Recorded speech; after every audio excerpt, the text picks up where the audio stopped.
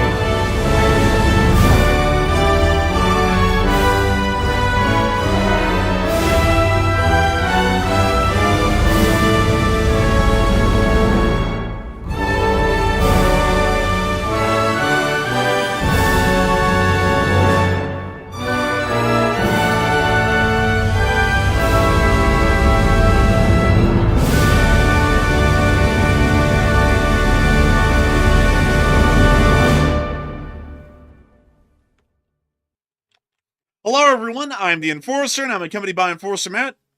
And good evening, folks. It's Enforcer Matt, and welcome back to day 1354 of the War News stream. And we have very big news, and it's good to see you all once again. We have seen today that Ukraine launched a new major attack on Belgorod, Russia that is, and it looks like the power is out. We've also seen U.S. officials warn citizens to prepare for war immediately, and also the U.S. military is preparing new Venezuelan deployments as we speak, and it looks like they could be very big ones indeed. And it's good to see you all once again. And of course, we're going to be covering the past 24 hours of news from around the world, as we have heard significant developments not only from within the United States of America today through the Department of Defense, but we have also been able to hear major and significant developments around the entirety of the world over the course of the day. We have been able to hear that the Ukrainian armed forces have landed a deadly blow to the Russian Federation's armed forces and garrisons of the Crimean Peninsula, striking an S-400 surface-to-air missile defense battery earlier today near to the area of the Saky air base, while at the same time near to just north of Simferopol, a major ammunition depot has been hit and destroyed by Ukrainian fire. In the meantime, the Russian Federation's government is dealing with an absolutely dire situation on the home front, and has now given the order for all gasoline companies to start adding alcohol to the gasoline mixtures to try and preserve and stretch the gas supplies as long as they possibly can, considering that they have practically run out of gas even at this point right now. While that's going on, the Secretary of War of the United States of America, as a part of the Department of Defense, has made an official announcement today stating that the world is on the brink of war much like it was in 1939, and that we would hope that while war does not break out, the United States Armed Forces must be ready at any given moment to engage in battle with the enemies of the Republic in any corner of the globe, wherever they may be, and however they may appear, making it incredibly clear at this moment that the Department of Defense does consider the situation to be close to that of the full outbreak of war, at least within some regions region of the world right now.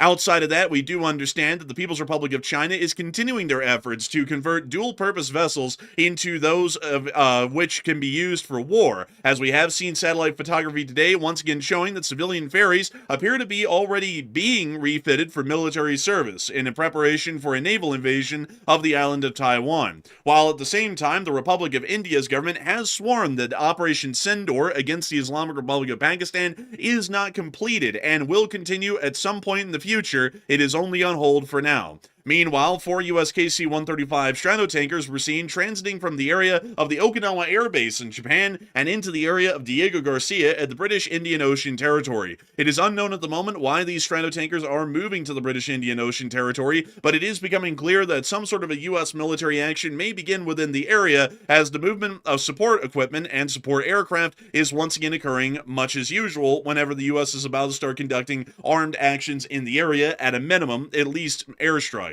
Meanwhile, inside of Lebanon, we have been able to hear that the National Security Council of the United States has arrived to continue to pressure the Lebanese government with their attempted disarmament of Hezbollah, while at the same time the Israelis are conducting airstrikes against Hezbollah forces within the southern part of the country earlier today.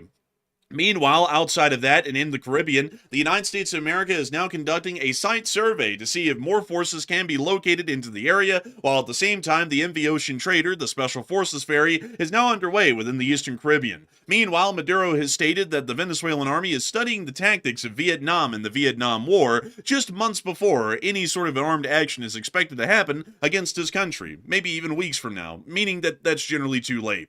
Outside of that, we have also been able to hear that the Belgians are seriously considering the beginning of liquidation of Russian financial assets, while at the same time Lithuania has dealt with another Russian airspace incursion over the course of the day, closing down the Vilnius International Airport's airspace. Meanwhile, the Ukrainian armed forces are still engaging in pitched battles against the Russian Federation's armed forces on the front line in Ukraine and are continuing to inflict significant losses. Although, while they are inflicting significant losses, the situation at the battlefield of Pokrovsk does appear to be incredibly difficult at this moment, and the Ukrainian armed forces, while putting up a very heavy fight, at least for the holding of Pokrovsk, it does appear that they may eventually lose the city of Pokrovsk within the next several weeks.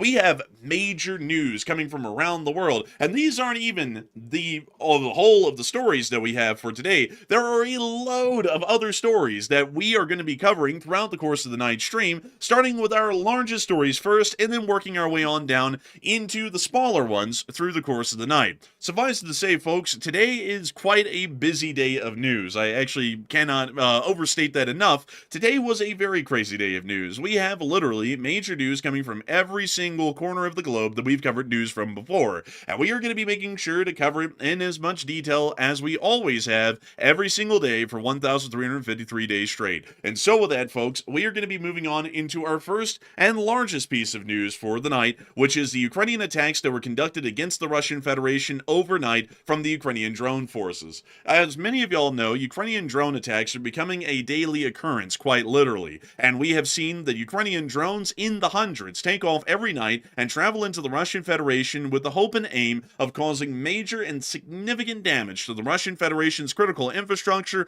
oil industries, and also military capabilities each and every day. And each and every day they get a little bit farther at completely destroying those abilities. Overnight, it was probably one of the most successful nights that we have seen so far, especially for Ukrainian attacks that were targeted towards the area of the Crimean Peninsula. Overnight, we were able to confirm the Ukrainian armed forces were able to slam down attacks on the Saky air base, the city of Yevpatoria, as well as Harvitsky airfield, as well as Simferopol as well. All four of these areas did come under direct attack, and video and picture evidence, along with eyewitness reports, confirmed that attacks were conducted within this area by the Ukrainian armed forces, and these attacks also were wildly successful. To bring y'all to our first reports that we got from the night around the area of Simferopol, we were able to hear that drones were spotted over the airfields of Simferopol, and that there were also the sounds of explosions happening in the distance, along with air defense fire occurring sporadically around the area of the city.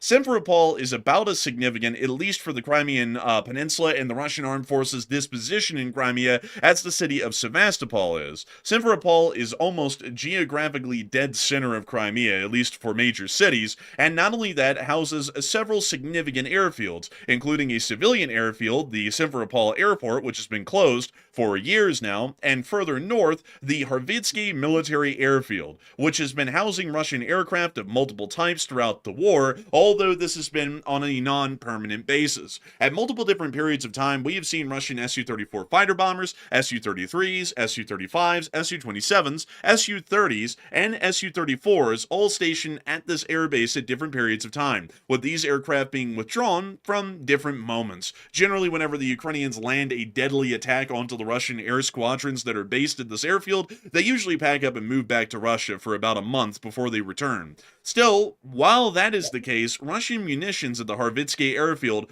rarely ever leave, and while the air squadrons may leave, the munitions are considered a lower priority and very difficult logistically to transport the long distances back to the Russian Federation wherever these air squadrons are moved. And for this reason, the ammunition at this airfield remains at the airfield the entirety of the war. And that appears to have been a mistake, at least for the Russians last night. You see, up here, where the ammunition is actually stored within this northern area of the airfield, as you can see through here, this area came under a direct attack by Ukrainian drone forces overnight, and a Ukrainian drone successfully landed onto one of the soft shelters, exploded overhead, and immediately detonated the ammunitions that were inside the airfield. This footage, from what we understand, was taken less than a quarter mile away from the airbase, near one of the civilian houses right on the perimeter of the airfield, and it allowed us to hear, at least for a brief moment, the sound of the ammunition depot going up in a violent explosion, which does confirm that the munitions depot was hit and destroyed overnight by the armed forces of Ukraine. And so, here's the clip. Bam! Bam, bam, Oh, bam, damn. bam, bam, bam, bam. Oh! Bam, bam, Man, it ебаная sounds like Iraq out there. It sounds like Chicago in the distance. Honestly, it sounded like a gunfight. Man, honestly, it sounded like O-Block out there. And I'd have to tell y'all, the Russians were certainly going O, because this is a fairly significant airfield for them, at least inside of Crimea. No joke at all. This was a fairly significant hit overnight.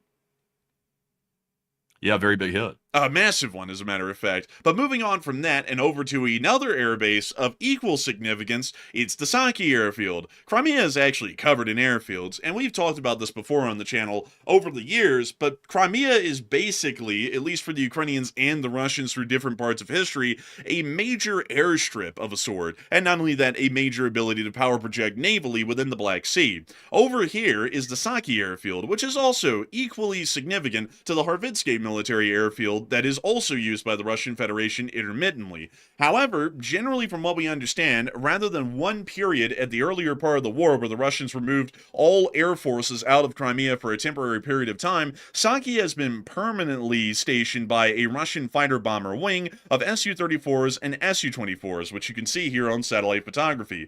These Su-34s and Su-24s have been permanently stationed at this airfield from what we can tell based off of satellite photography, and therefore this means that Russian air defenses around this area are usually notably increased compared to those that you would usually find just a couple of miles east at Harvitsky. For this reason, that is why the Russian Federation stations larger caliber air defense systems, some of them more advanced, in very limited numbers here on the western coast of the country, and that does include one of Russia's most advanced, at least on paper, air defense systems, the S-400, the Triumph, as is called by its NATO designation. The S-400s are generally a modification of the S-300 and the S-350, and allow for the missiles to travel a slightly longer distance, and also have a little bit more maneuverability during their mid-course phase, which is usually when they're trying to intercept a target, at least as far as the missiles are concerned. It appears that the interceptions of targets will not be happening from the S-400 that was stationed a little bit north of Saky, near to Yevpatoria, that was supposed to provide a screen, at least for the air defense, to the Saky air base. Not only were reports of explosions made at the Saky airfield last night, but Ukrainian armed forces were able to confirm, through video evidence, that they targeted and destroyed the S-400 air defense battery that was stationed on the western coastline near to the city of Yevpatoria, which was supposed to protect the Saky airfield. We can see in this clip right here the Ukrainian drone coming on in, and right there, that is an S-400 Triumph transport erector launcher, which is carrying about 4 surface-to-air missiles when it was hit in this clip. This is letting us know that this S-400 is most likely going to be out of service. Many of y'all can tell that looks to be a dead-on hit. Jeez, man, that's a bad thing. That's a bad loss for Russia because if I have it correct and if I have the numbers in my head properly, the price of an S-400, I believe, is around $500 million per battery. So that's going to be a big loss right there. Oh yeah, they're incredibly expensive, especially if any of the radar or command structures or command vehicles are hit. That is usually the most expensive hits for the S-400 systems. The Ukrainian Armed Forces did state that they have ended up dealing a significant amount of damage to the S-400 battery that is around Yevpatoria, and as a result of that, we may believe that either it is going to be operating with a great reduction in the amount of available missiles and interceptors that they have at any moment due to the loss of the TELs, or they were able to land a hit, which we were not able to see on film, on a command post or a radar and targeting acquisition system of the S-400 system, which if those systems were hit, the entire S-400 has now gone down. We're not entirely sure which it is at the moment. The Ukrainians haven't clarified exactly what vehicles of the S-400 battery have been hit. We can only confirm on film one S-400 TEL that was directly hit by a Ukrainian drone, but beyond that, the rest is up to conjecture at the moment. If we were to assume the best case scenario, this S-400 battery just went out of action due to its TADs being hit directly dead on by a Ukrainian drone. If we were to assume the best case scenario for the Russians, the TADs is most likely intact, but they will have a reduction in the number of available interceptors that they can fire off at any moment until they're able to get replacement TELs for the battery. So basically, Also remember as well, if I have this proper, I believe Russia was trying to buy back some air defense systems from Turkey. I think it was the S-400 yeah. actually, because Russia was losing so many of them. We just saw they lost another launcher right there that they were trying to buy them back from Turkey. So this isn't doing them any favors right here. Whatever they can actually end up buying back from Turkey is already being lost on the battlefield right now as they speak. It's going to be basically a net negative at the end of the day. Oh, it's an absolute tragedy because the S-400 is what they're trying to get back from Turkey, and it's only one. Turkey only bought one, so the S-400 that Russia is trying to get back from Turkey is a singular S-400 battery. So if they just lost the TADS, which is the targeting acquisition defense system of the S-400 battery, if they just lost the TADS for that S-400, that means if they get the S-400 back from Turkey, they have ended up getting a net neutral because they lost one S-400 in the process of gaining another. So generally, as y'all can see, on the supply side of things and also on the equipment side of things, this is a losing battle for the Russians. But more importantly, Russia is losing the battle not only in trying to maintain their armed forces and at least give them some air defense in Crimea, they are losing the battle on the front lines at the border cities, as the Russian Federation suffered a major hit last night at the Luch power plant, or the Luch thermal power plant outside of Belgrade. Pictured here, you can tell it looks like the depths of hell have opened up there. I guess it is quite literally a thermal power plant at this point, because the Ukrainians are converting the fire of this power plant into an unmitigated blackout, because around 20,000 residents in Belgrade, which is a city of about 180,000 people, are currently suffering a significant blackout. Basically, the thermal power plant right outside the city got blown up by the Ukrainians, and now the power's out. We also were able to confirm that through other clips inside of Belgrade, once again showing us the significant blackouts that do exist within large areas of the city, at least at the moment, as a result of these strikes. The Ukrainians have never hit Russian energy infrastructure throughout the entirety of the war until this season of this year, and that is because the Russian Federation has been directly targeting and destroying Ukrainian energy infrastructure since the very opening year of the war in 2022. The Russian Federation has been conducting an unmitigated and endless campaign against Ukrainian energy infrastructure in the hopes that they will be able to plunge the nation of Ukraine into darkness and cold in the winter, and hopefully through that either freeze Ukrainians to death or demoralize the Ukrainian population significantly enough that there will be enough pressure on the Ukrainian government that they'll accept practically any Russian demands that the Russians would give. Basically, terrorism. So the Ukrainians are now finally returning that to the Russian Federation by knocking out power grids wherever they can near to the border areas that are bordering Ukraine, and also as far into the Russian Federation as they can as well, as we have seen strikes on power plants about as far in as Moscow at this point that have resulted in blackouts that have been days long at some times. While that's all going on, the Russians are trying to return at least a shining example of Soviet engineering back into the Russian Navy. And we all know that Russia is always working and always scheming to produce the latest and greatest of advanced military technologies into their armed forces. We cannot go without mentioning the AK-12, which is the most advanced and competent version of the Kalashnikov platform. It is only unfortunate that they did not have enough money to actually roll this thing out in its original form, at least how the prototype was designed, so it's basically a refit of an AK-74.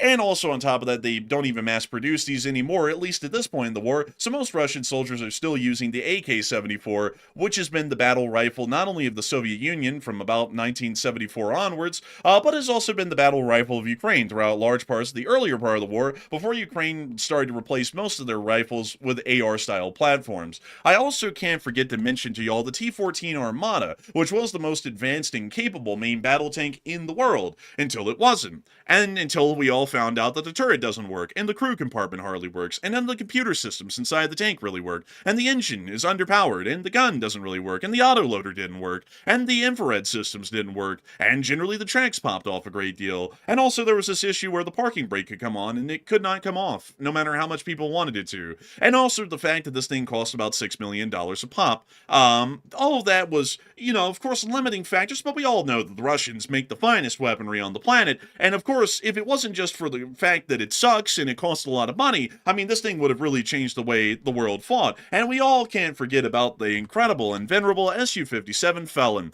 That is, by the way, the NATO designation. The Russians believe that this is an upstanding aircraft with a good upbringing.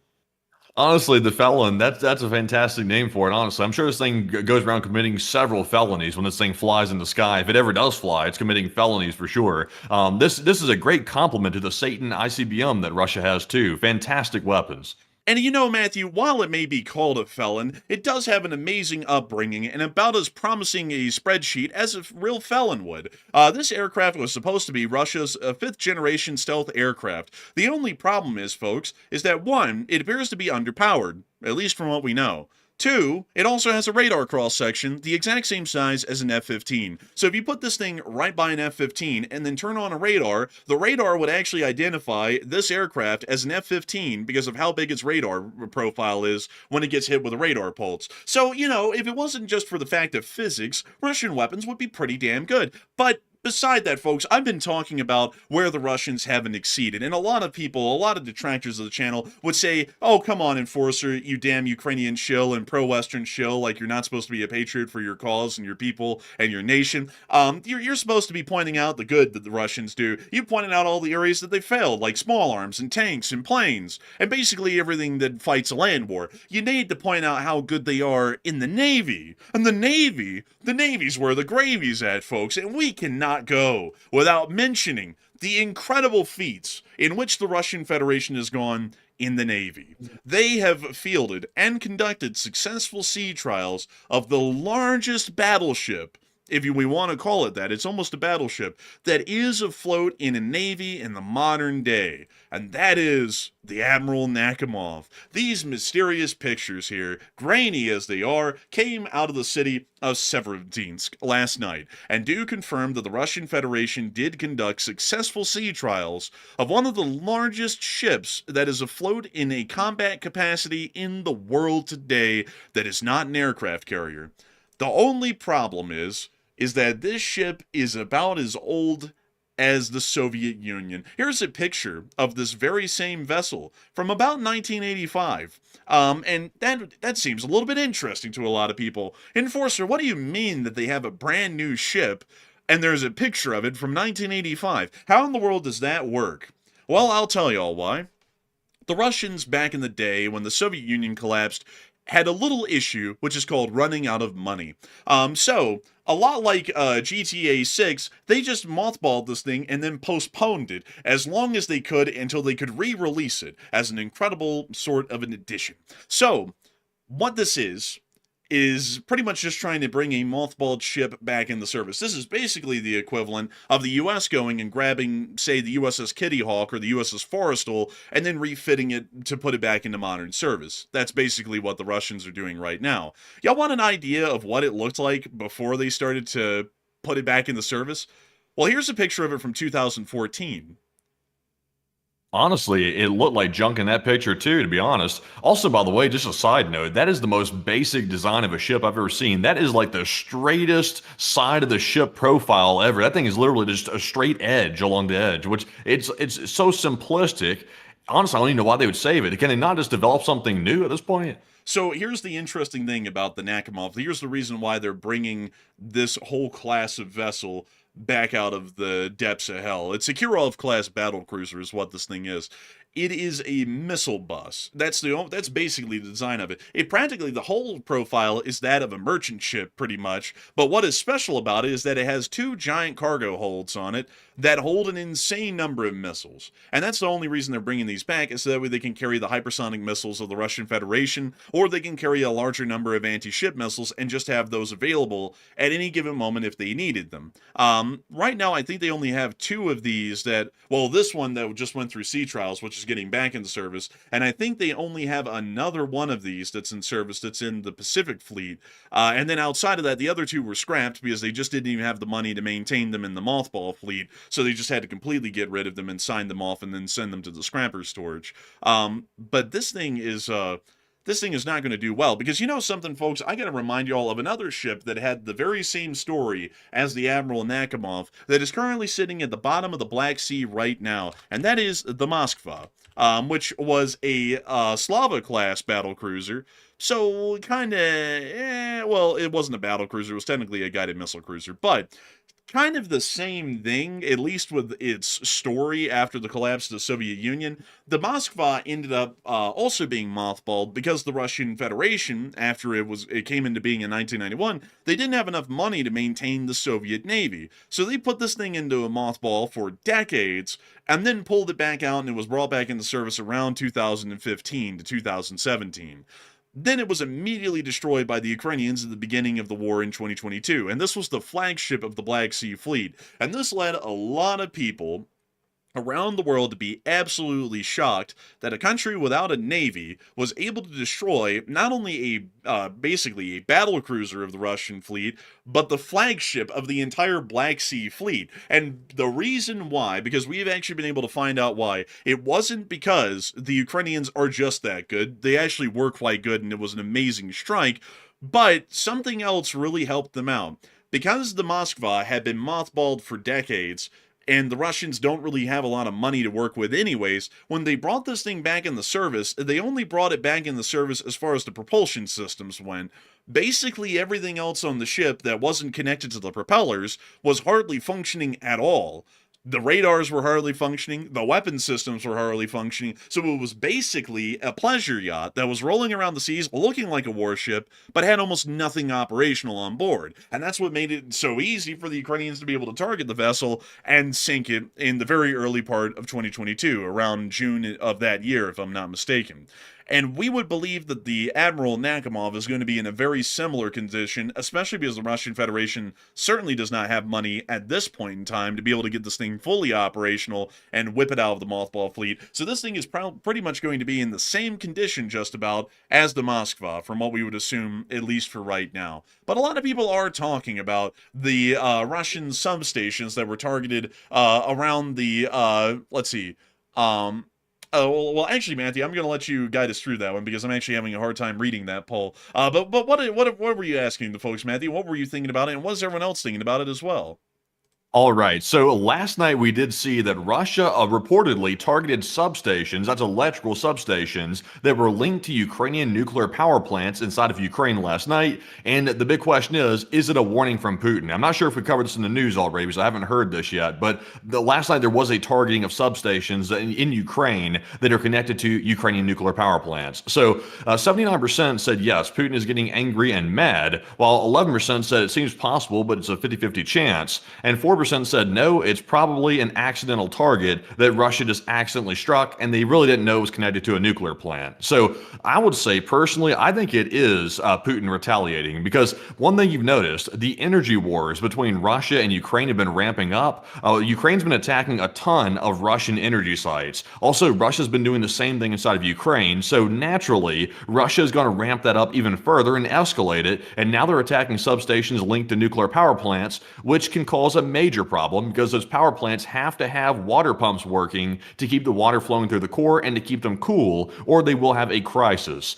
So I would say personally, I'm with the 79%. I think it is a warning from Putin that he's willing to take it there if he needs to, or at least that's the bluff from Putin right now. So I'm with the majority. But Enforcer, what say you? And actually, Matthew, I realized while I was confused on that, I did not include that in the news tonight. But outside of that, I would have to say that I would be with the 79%. I would agree that the Russians and Putin in particular must be getting incredibly angry and trying to once again conduct some form of a nuclear terroristic threat by threatening to cut the nuclear power plants off the power grid and leave them without any available power, where they could end up going into a meltdown if they remained in that state for weeks on end. So I would generally be with the 80% as well. I think that the Russians and Putin may be getting mad as a result of the actions that are happening today, at least with the Ukrainian substations. But moving on from that and on back into the news from inside of the Russian Federation, and generally outside of that of the Admiral and Nakhimov, and it's what we assume to be successful sea trials from last night, as far as the Russians would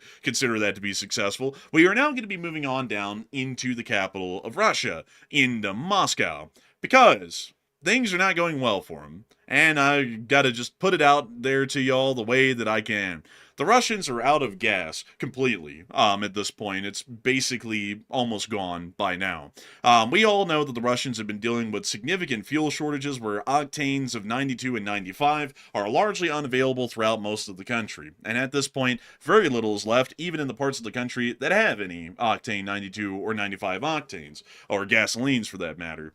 The Russian Federation is looking to try and stretch the remaining gas that is left in the country as far as they possibly can, and to also try and stretch any further fuel supplies that may be produced by the limited number of refineries that are still operational at this point, and try and keep them at least running a little bit. So, as of today, the Russian Federation has now authorized alcohol to be adulterated with the gasoline to try and stretch the supply as long as they possibly can. Many people... Damn, that's crazy. That sounds almost like the idea I had a while back. You remember we had that whole debate here on the stream about, are the Russians going to start using vodka to power their cars, because vodka is flammable in some way or another. So could they just put that in their gas tanks and run their cars off of that? You know, it's Ladas, so I'm not sure how well a Lada would hold up with alcohol in the tank, but they actually took the idea seriously, honestly. I didn't expect they were going to use that as a real solution. That's kind of shocking, actually. It is really shocking, actually. It's crazy.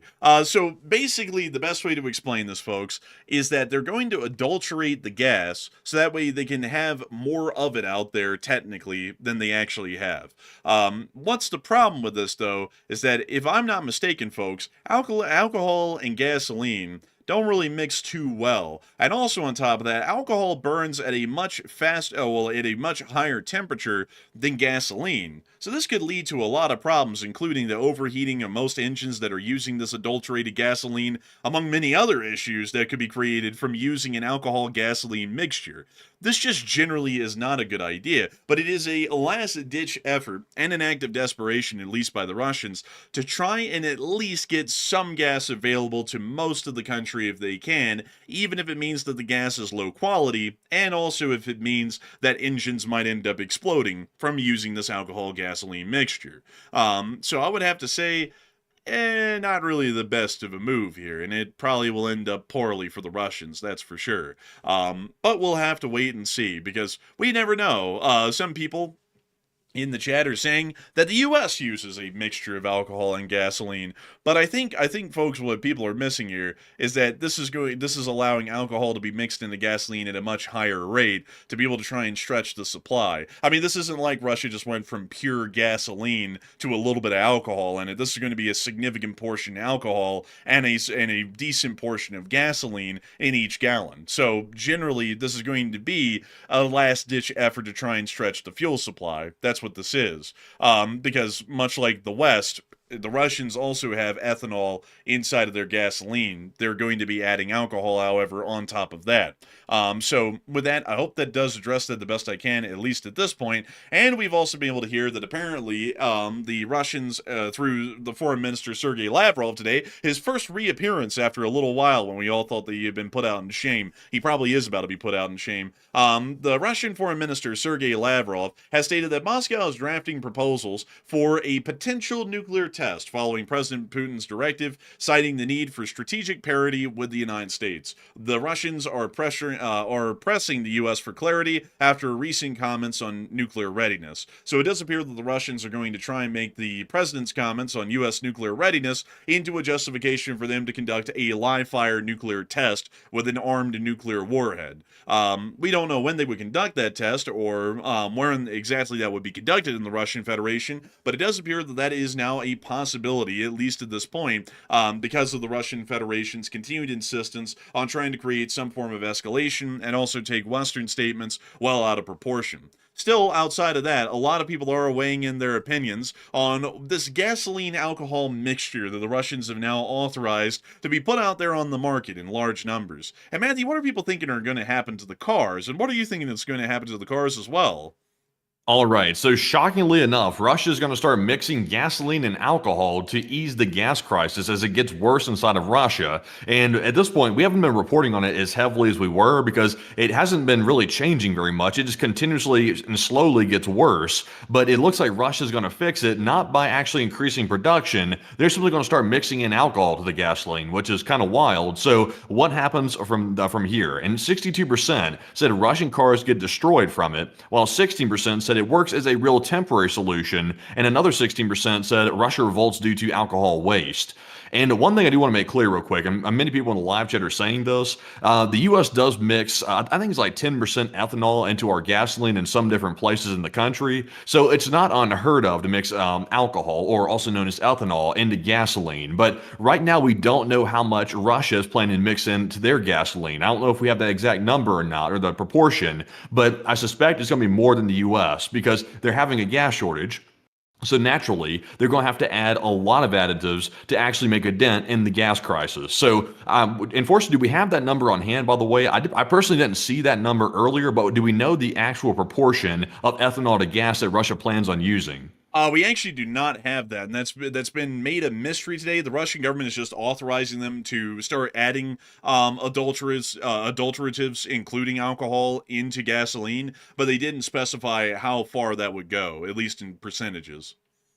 Yeah, so it's me personally, I would say this will work as a real temporary solution. Actually, believe it or not, it kind of will, because it'll reduce the amount of actual gasoline they need because they're mixing in alcohol to it. So it will work temporarily, but I suspect that if they're using higher proportions of alcohol in the gasoline mixture, that it probably will end up causing harm to some of these Russian vehicles. But you know, a lot of these vehicles are like Ladas, they're old beaters and things like that. So they've already been through the ringer quite a bit. So I'm not sure if maybe a little alcohol is really going to affect them that much. I'm not really sure, but I think it might actually wear the engine down quicker. That's just my personal knowledge on that issue. I think it will. So also, it's a real possibility as well, since they're using alcohol in the gas, that maybe the Russians get pissed off. They're taking the alcohol away from the stores and putting it into the gasoline. They might get pissed about that. You never can tell. I think they prize their alcohol more than they prize their gasoline at this point. But Enforcer, what say you? So I was trying to do some research there while you were giving your opinion, Matthew, and it appears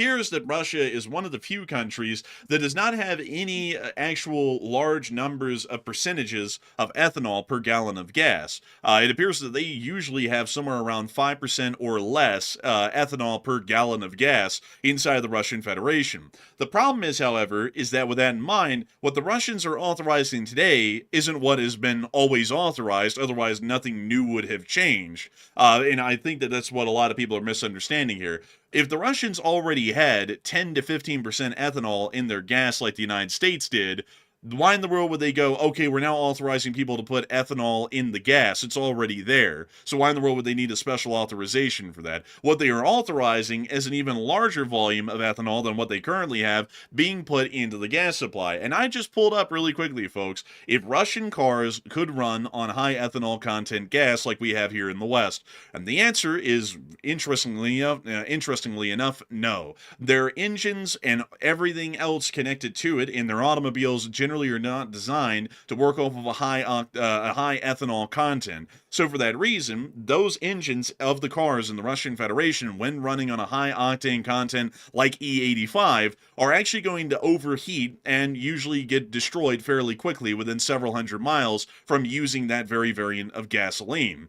So generally, while this may be a stopgap safe measure to try and get some gas to a larger part of the Russian Federation, this could end up destroying Russian automobiles, as their engines and plumbing for the engines of the automobiles sold in the Russian Federation are designed to work off of low percentages of octane per gallon of gas and not high percentages of ethanol per gallon of gas like the Russian Federation has just now authorized as of today. So generally, And also another fact as well, I was just doing some quick research myself because we're obviously not car fuel experts. That's very specialized and we don't know a whole bunch about it. But doing some quick research though, based on what we see here from real experts, it looks like it's generally good and safe for all cars made after the early 1990s to have up to 10% ethanol in the gasoline. But big caveat there, that's cars after the 1990s. A lot of vehicles in Russia are old as hell. Like those things they've been around for decades. A lot of these vehicles in Russia. So they're older vehicles. They've been through a lot of stuff, heavy mileage, things like that. So you're working with already, like I said, old beater Ladas,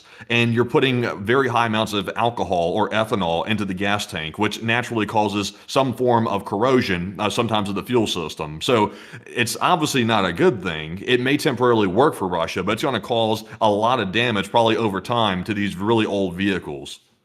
and also on top of that, another thing that we have to remember is that the Russian Federation does not build their automobiles that are domestically available in Russia to the same standards that we have here in the West. So when a Western vehicle, like a Western car, can do something, that does not necessarily mean that a Russian car is going to be analogous in that ability. For example, running on a higher octane, or more so, ethanol percentages per gallon of gas like we do here in the West. Russian vehicles do not generally appear, at least from my research, to be designed to be able to operate on higher percentage ethanol yields per gallon of gas like our cars here in America are, or in Europe.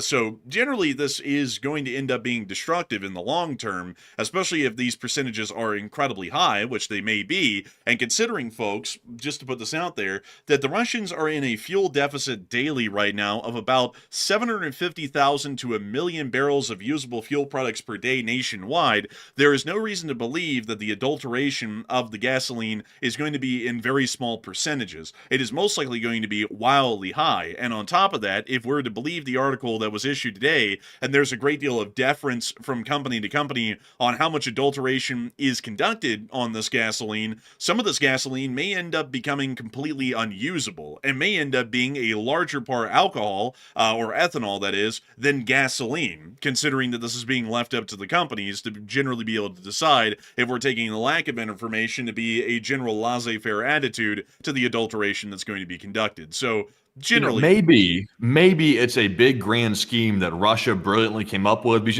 Vladimir Putin, he's like a chess master. He makes the right moves every single time. That's why his country's failing. But maybe it's a big grand scheme to put way too much ethanol in the gasoline to destroy the Russian cars. So that way they have to buy new cars from these companies inside of Russia, which spurns sales and spurns economic growth. And therefore, these companies can survive at the expense of the people having to buy new cars because their gasoline had way too much alcohol in it and ruined their engine. The only problem is the Russian citizen doesn't have money to buy a new vehicle. So once the vehicle's gone, it's gone. So obviously I'm joking with that, by the way. That's obviously not a grand scheme. That would be the worst idea probably in history, which is maybe why Russia might do it.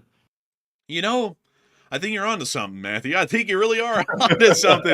Maybe that is what he's planning on doing. Maybe. Who knows? But one thing's for sure. The Russians are at their ropes right now. This is an act of desperation to start altering the amount of alcohol in your gasoline. This is trying to stretch the supply as long as you possibly can when it's already running out. But, for a side note, folks, we do have to take y'all down to Dagestan because we finally got a clip of that helicopter that crashed in Dagestan the other day and ended up killing a couple of tourists. This is something that is wild to watch because I don't know why in the world any of this happened. But here's the clip, just in case y'all are wondering, what did that crash actually look like? Well, we finally got the footage, so take a look. Oh, wow, coming in hot. Oh, he took off the Oh! back thing right there. Look at that. He came in hot, too. Little guppy. Oh, Oh, damn. And so, Oh my goodness. so for some reason, the guy just kept flying. Like, I don't know why. So he dips it into the ocean for a second and then lifts back off, Oh, damn. dragging the tail behind him. It's spinning around in the air, dangerously getting close to the helicopter's counter-rotating propellers, or rotors. We now see it flip hard to the left. We hear the engine strain. Let me turn this up so that way y'all can hear this a little bit better. We see him just wildly flying around. Why is he still flying it? Он куда-нибудь туда посадит его. I don't even know. Oh, we can Does hear he not know that the tail just got ripped off? Like, he must not even know the tail just got ripped off. It's like, surely a helicopter pilot would know that the thing's not flying right. And now we can see it going down here. And that's the end of the clip. Damn.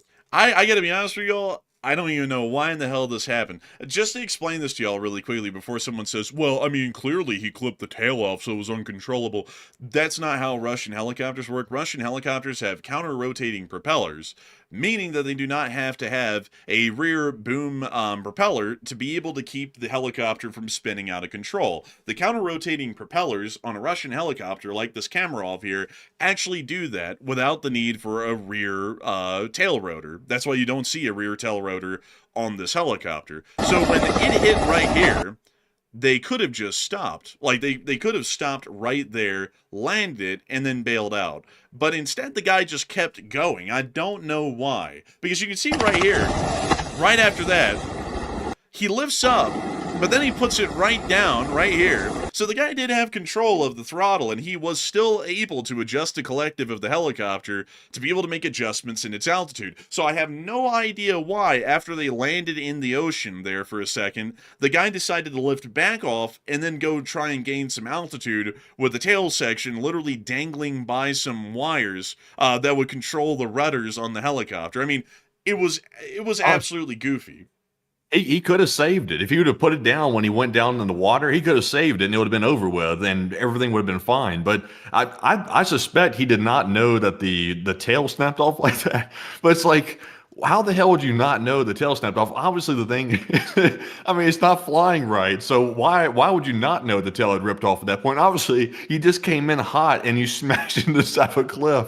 So I just don't understand this. Also, what kind of goofy model of helicopter is this, by the way? It's like the Mini Guppy 2000 or something. This is a Kamarov 226, which is a Russian civilian helicopter made by Kamarov. It looks goofy as hell. Like it looks stupid.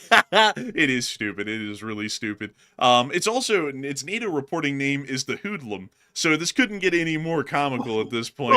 They're flying around in the Hoodlum, and they raising hell up on O Block with the Hoodlum, bro. Like these. Why do they call it the Hoodlum? I don't know.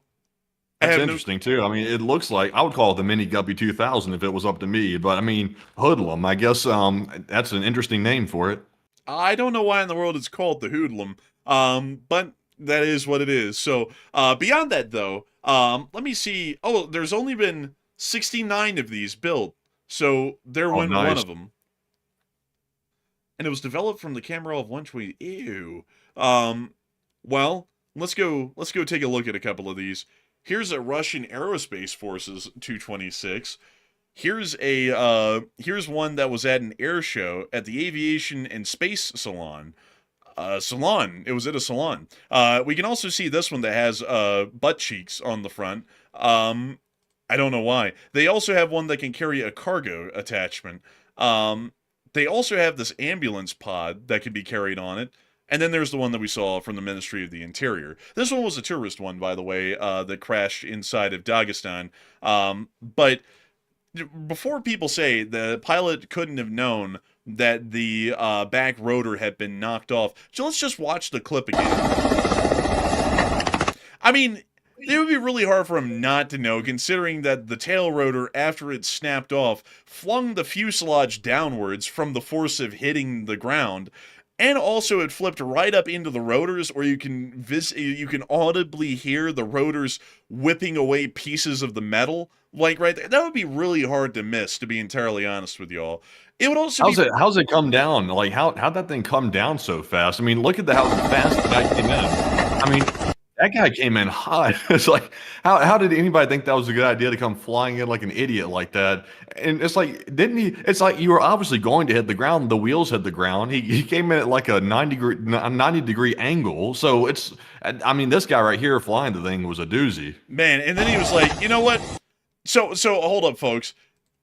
The pilot is on the left side. So if we're saying he cannot see, he had to have seen that. I mean, like, he had to have. I mean, that is clearly within his field of view. He would have had to have looked back at some point. And also, another thing, folks, I got to point out here, it's not like the view of the rear is completely obscured. I mean, there's a giant viewing window right there on the back of the helicopter where you can literally look back and see the entire rear boom dangling from some cables. So it's not like this was impossible to see, like it would be on a Black Hawk or an Apache or a normal helicopter. This is a whack-ass little camera off. I mean, you can literally look right to the back and see the tail rotor dangling around. It's just absolutely ridiculous why in the world this thing would keep on, why the helicopter pilot would keep this thing flying. It makes absolutely no sense to me at all. But that's what was behind the crash. That's actually the crash that happened the other day in Dagestan. They got a couple of people killed. I would assume that it's straight up from pilot stupidity, because there's really no other way that this could end up happening. Also, by the way, like even if the pilot did not know that the tail rotor had come off, this is still on the pilot, because who in the world smacks a helicopter into a cliff on a beach like this? I mean, look at this. Who in the world would do that? You know, but also, by the way, another question is how did the people get killed on the helicopter? Because it wasn't that high up, and it was crashing into the water. And so, I mean, it seems like it should have been survivable, even with the stupid flying that the guy was doing. It seems like they should have at least been able to survive at least somewhat. It's like maybe with some injuries and walk away from it, but that doesn't seem to be the case. I don't know what happened with that. Yeah, I'll be honest with you. I just don't know. I don't know. The whole thing's a mystery to me, but it's Russia. We don't have to explain anything further than that. Like, you know, if you ever want to know like what kind of air disasters happen in Russia, at one point on an Aeroflot flight filled with people, the pilots let a kid take over the controls. And the kid flung the plane out of control and resulted in the crash, killing everyone on board because of that. And then there was another group of Aeroflot pilots that the co-pilot bet the pilot that he really didn't know how to fly the plane. So the pilot said that he could land the plane blindfolded. And so he actually put a blindfold on and tried to land the plane with a blindfold on, and he crashed the plane and got everyone killed as well. This is Russia. Nothing makes sense when it comes to aviation. They don't have much sense in this department, so this appears to be pilot error like every other air disaster that's ever happened in Russia. Anyways, moving on from that wild story out of Dagestan and out of that area. And also, by the way, if you're not believing me about those Aeroflot stories, I can pull it up. Let's see, Aeroflot blind landing. Yeah, blindfold crash. There we go. There it is. Here it is. Aeroflot flight 6502. Soviet domestic passenger flight. Let's see. After the pilot made a bet that he could land, he could make an instrument-only approach with curtained cockpit windows. Investigators determined the cause of the accident was pilot negligence. It pretty much killed almost everyone on board. I think only a couple of people survived this. But they took this plane and they just pulled the curtains over all the windows in the cockpit, and the guy tried to land it that way, and he crashed it, and he almost got everyone on board the plane killed, including himself and the co-pilot. So, you know, that's this sort of stuff is very common in Russia. That's what I'm trying to say. There's another one. Let's see, Aeroflot kid crash. Here we go. Yeah, the kid in cockpit. Oh, there we go. Aeroflot flight in 593. Here we go. This one was actually in 1993 on board an Airbus A310. But the basic. I think I remember this one. This is the one I remember watching the episode of air disasters on this one. They let a kid into the cockpit. I think the pilot did, and then the kid came up there and was like sitting in the pilot seat while the pilot was standing behind him. Something happened and the autopilot got flipped off. The plane took a hard left or right bank, and then the pilots couldn't get control of it again. The thing just crashed.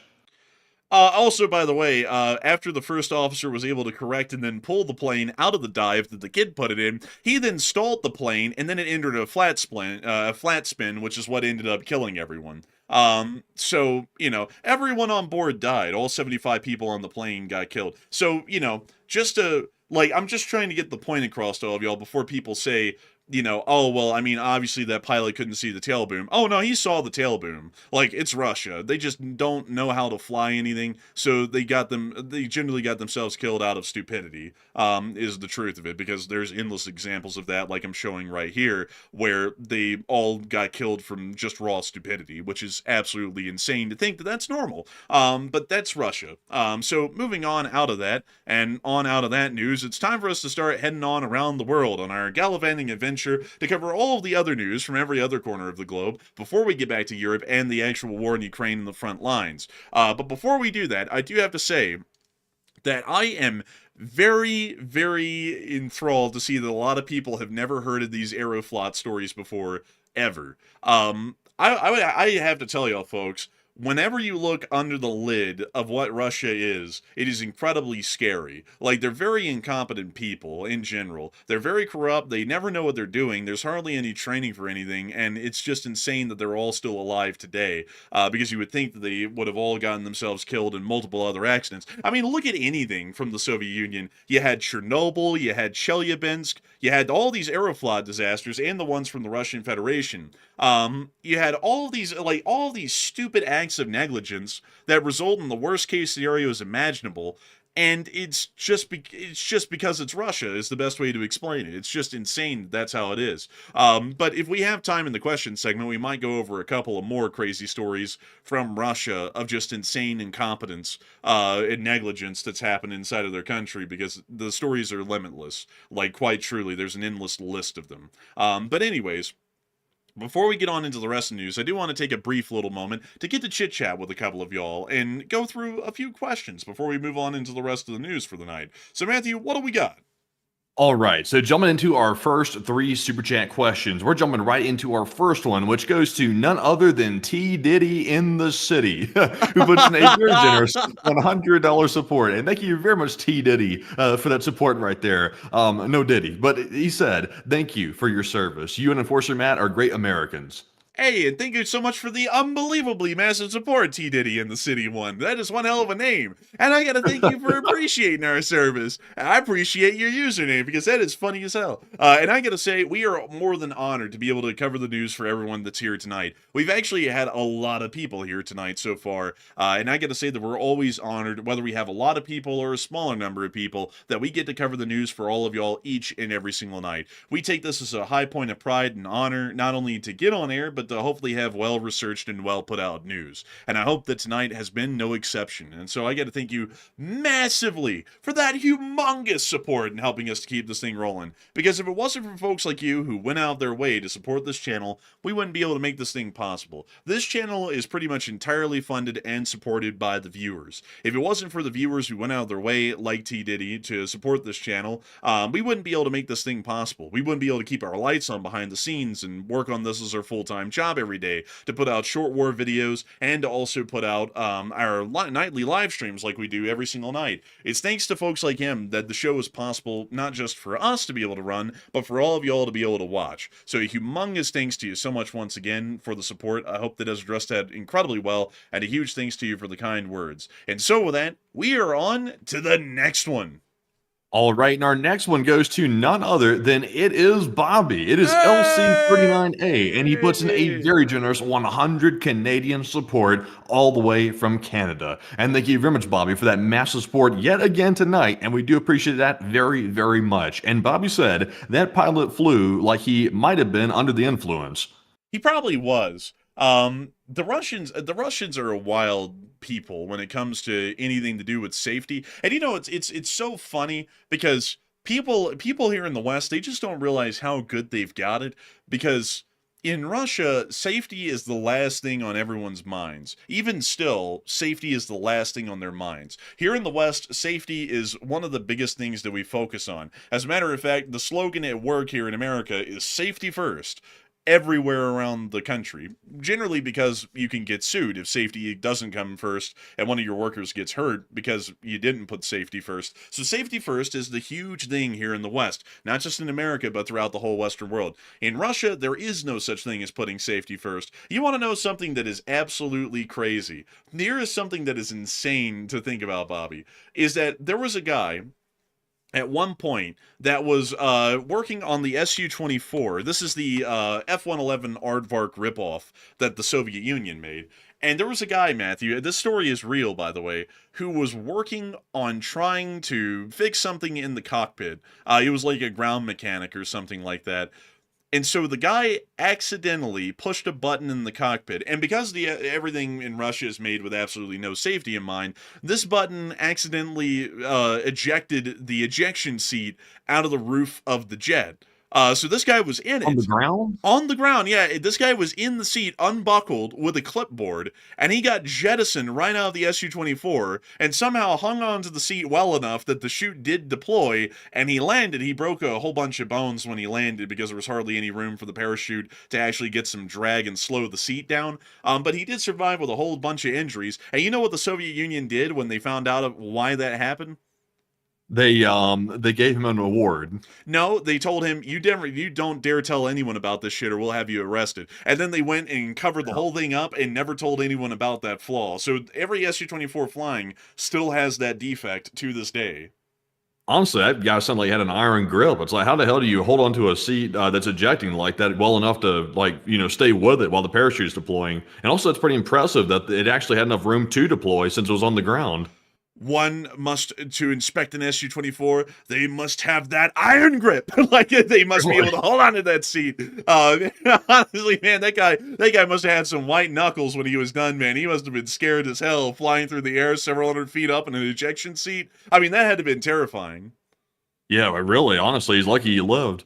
Man, really, I mean, he is lucky that he lived. But there are endless stories like that from the Soviet Union, like the MiG-15. This is another interesting one.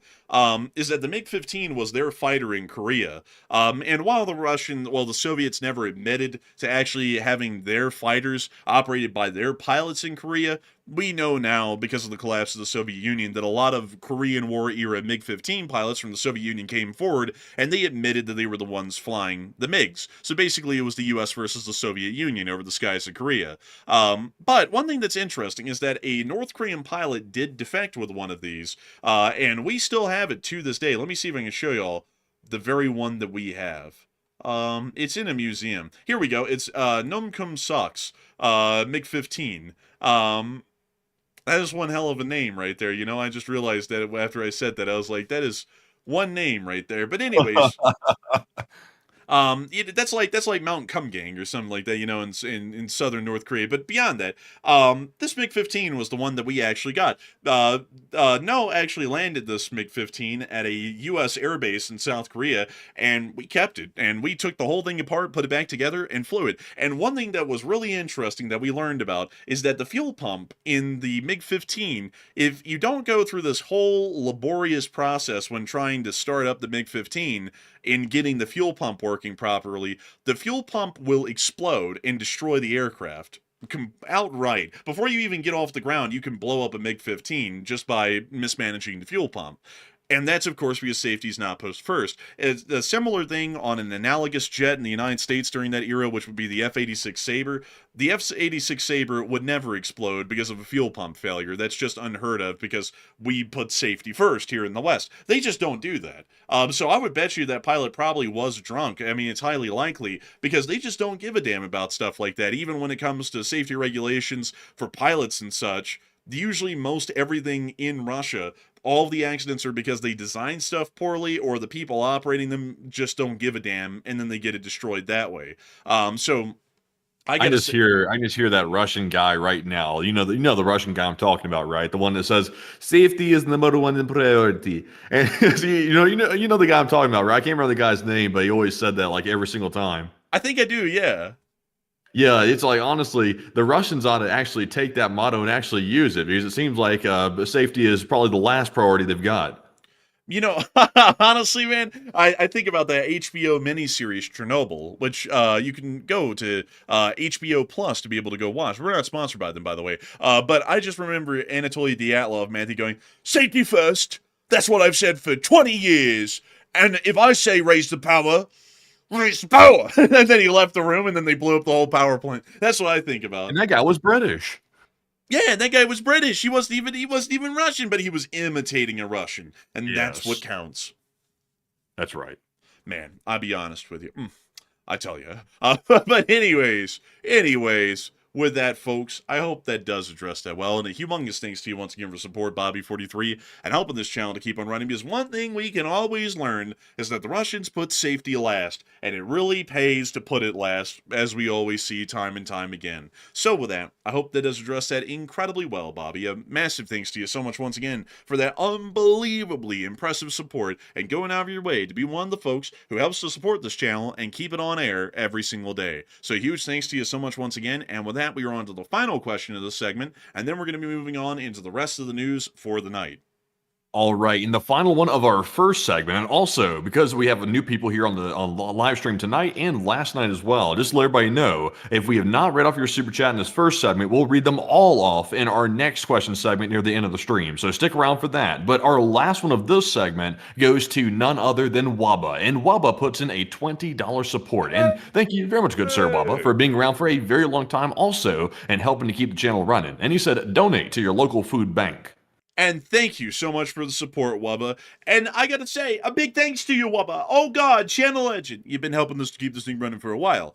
Please, folks, make sure to be generous and kind and donate to your food banks. People do need that food, you know, and especially with the economy these days. Have y'all seen the economy? How much it costs to get stuff these days? Matthew and me, just to tell y'all something here, we've gone furniture shopping, and our mama always told us any sofa that's over $1,000 is not it's just paying too much for a sofa. And y'all wouldn't believe it, folks, but every single sofa out there in this country right now is well over $1,000. I mean, you literally cannot find a sofa that's less than $1,000. It seems like I hardly could, or they're really close to $1,000, to like $890 or something. It's unreal the state of the economy these days, folks, and how much things are costing. So make sure, folks, to go support your local food bank, because there are people out there who would definitely need that support, especially with how much the things are costing these days around the world. And also, I just saw Wubba bring up IKEA. And you know something, folks? Matthew, do you think that's an operational security thing? I don't think so. Nah, I don't think it is either. But folks, for the first time ever today, we went to an IKEA here in Salt Lake City. It was the first time I've ever been in an IKEA, and we ate at the IKEA restaurant, the Swedish restaurant that they had upstairs. And I'm not gonna lie, folks, that food was actually pretty good. Like, that was deceptively good. It looked really simple because I just got the Swedish meatball dish. So it came with the Swedish meatballs, mashed potatoes and peas, and some sort of like a cranberry style sauce on the side. But it was really good actually, and really filling. And I was like, wow, that's crazy. I didn't know that it was like that. And also, another thing that I have to really give credit to IKEA for is that you cannot escape the store without at least looking at some products. They force you to go through that showroom, at least part of it, to get out of there. And I'm like, you gotta admire that kind of a business model, because they are just absolutely trying to force a sale, at least at a minimum, before you leave that place. Even if you just go there It's to kind of eat. sketchy though. Like, it's kind of sketchy. You go into IKEA and you walk in there and you're not very familiar with how it works, and you go into the place and go up the escalator to the top floor where the showroom starts. You start going through it, and then you realize, hey, wait a minute, I think I've been through this spot like 2 or 3 times at this point. And then you realize you've been going in circles and stuff over and over and over, and you're like, hey, wait a minute. And then you finally start trying to find the exit, and then you feel like you're not able to find the exit. Like, honestly, it's a little bit of a maze, like, getting out of that place. I gotta be honest with you, it didn't seem like that to me. I mean, they have like a little walkway with arrows that tell you how to leave. It's Oh, not you just that. wait until you get to the floral section, and you won't be able to. It's going to get tough. You know what, man? We'll go in there together, and I'm sure we'll find a way out. Matthew is a believer of the SCP, that's the Infinite IKEA. Have you ever heard of that, Matthew? No, no. Like, you've heard of SCPs, right? You know, like the little anonymous things. SCPs. Are you using the right term for that? Yeah, you know, like You. the Secure, Contain, Protect deal, the SCP. No, I hadn't heard of that. Oh, so it's like this little online community that comes up with like monsters and creatures and all that sort of stuff. Really interesting deal, but one of them, I forgot, it's like SCP-3999 or something like that, but it's called the Infinite IKEA, and it's a normal looking IKEA, but when you walk into it, it's completely abandoned, and the exit immediately disappears, and there's no way out, and it's literally just an infinite IKEA. And that's something that I think you would really believe in, considering that you got lost in one, is that there probably is an infinite IKEA out there somewhere. Yeah, honestly, me, I'd prefer to like see the way out clearly. I don't like getting lost in the maze of a store that I can't really find my way out of. I don't really like that idea. Makes me want to start running at some point. At some point, it's like, damn, I'm getting desperate enough. I'm going to start running out of here at this point. I need to get the hell out of here. But honestly, I'll say this though, like IKEA furniture is fine. Like there's nothing wrong with it. But me personally, I wouldn't see or view IKEA furniture as being like something you'd keep for a very, very long time. But it's good like as temporary furniture or something. But it's not like proper furniture at least. Yeah, that's true. That's true. But anyways, with that, I hope that does address that somewhat well, at least the best we can. And with that, folks, it's time for us to move on back into the news. But a big thanks to Wubba once again for the support and helping this channel to keep on running. And with that, folks, we're going to be working our way from East Asia back towards the United States. So, moving on into China, we have been able to hear that the Chinese are preparing dual-purpose ships. Look at this. They're the Bailey Bridge vessels. Look at that. You can see them here on satellite photography from this Airbus satellite, no less. But according to U.S. intelligence reports, China is reportedly modifying passenger and cargo ferries for potential use in a Taiwan conflict. Satellite images suggest the ships are being reinforced to carry troops and vehicles with temporary floating docks in development. Taiwan officials see this as a warning of possible military preparations. Quite concerning, to say the least. Moving on from that, and out of that news in China, we also get to see that 4 KC-135 Stratotankers were airborne today after taking off from Okinawa Air Base and are being deployed to Diego Garcia. The exact reason as to why that's happening is unknown, but it is happening. So beware and be ready. And everything else. But we're expecting that might be some sort of a rotation. They might just be heading somewhere else. Or we might be getting prepared for some sort of an air operation in the Middle East again. Maybe against the Houthis, maybe against Iran. We just don't know. We have no clue. Also, by the way, the Republic of India has declared that Operation Sindoor has not ended. And at the moment, it is only paused. That was according to the Indian Defense Minister, Rajnath Singh.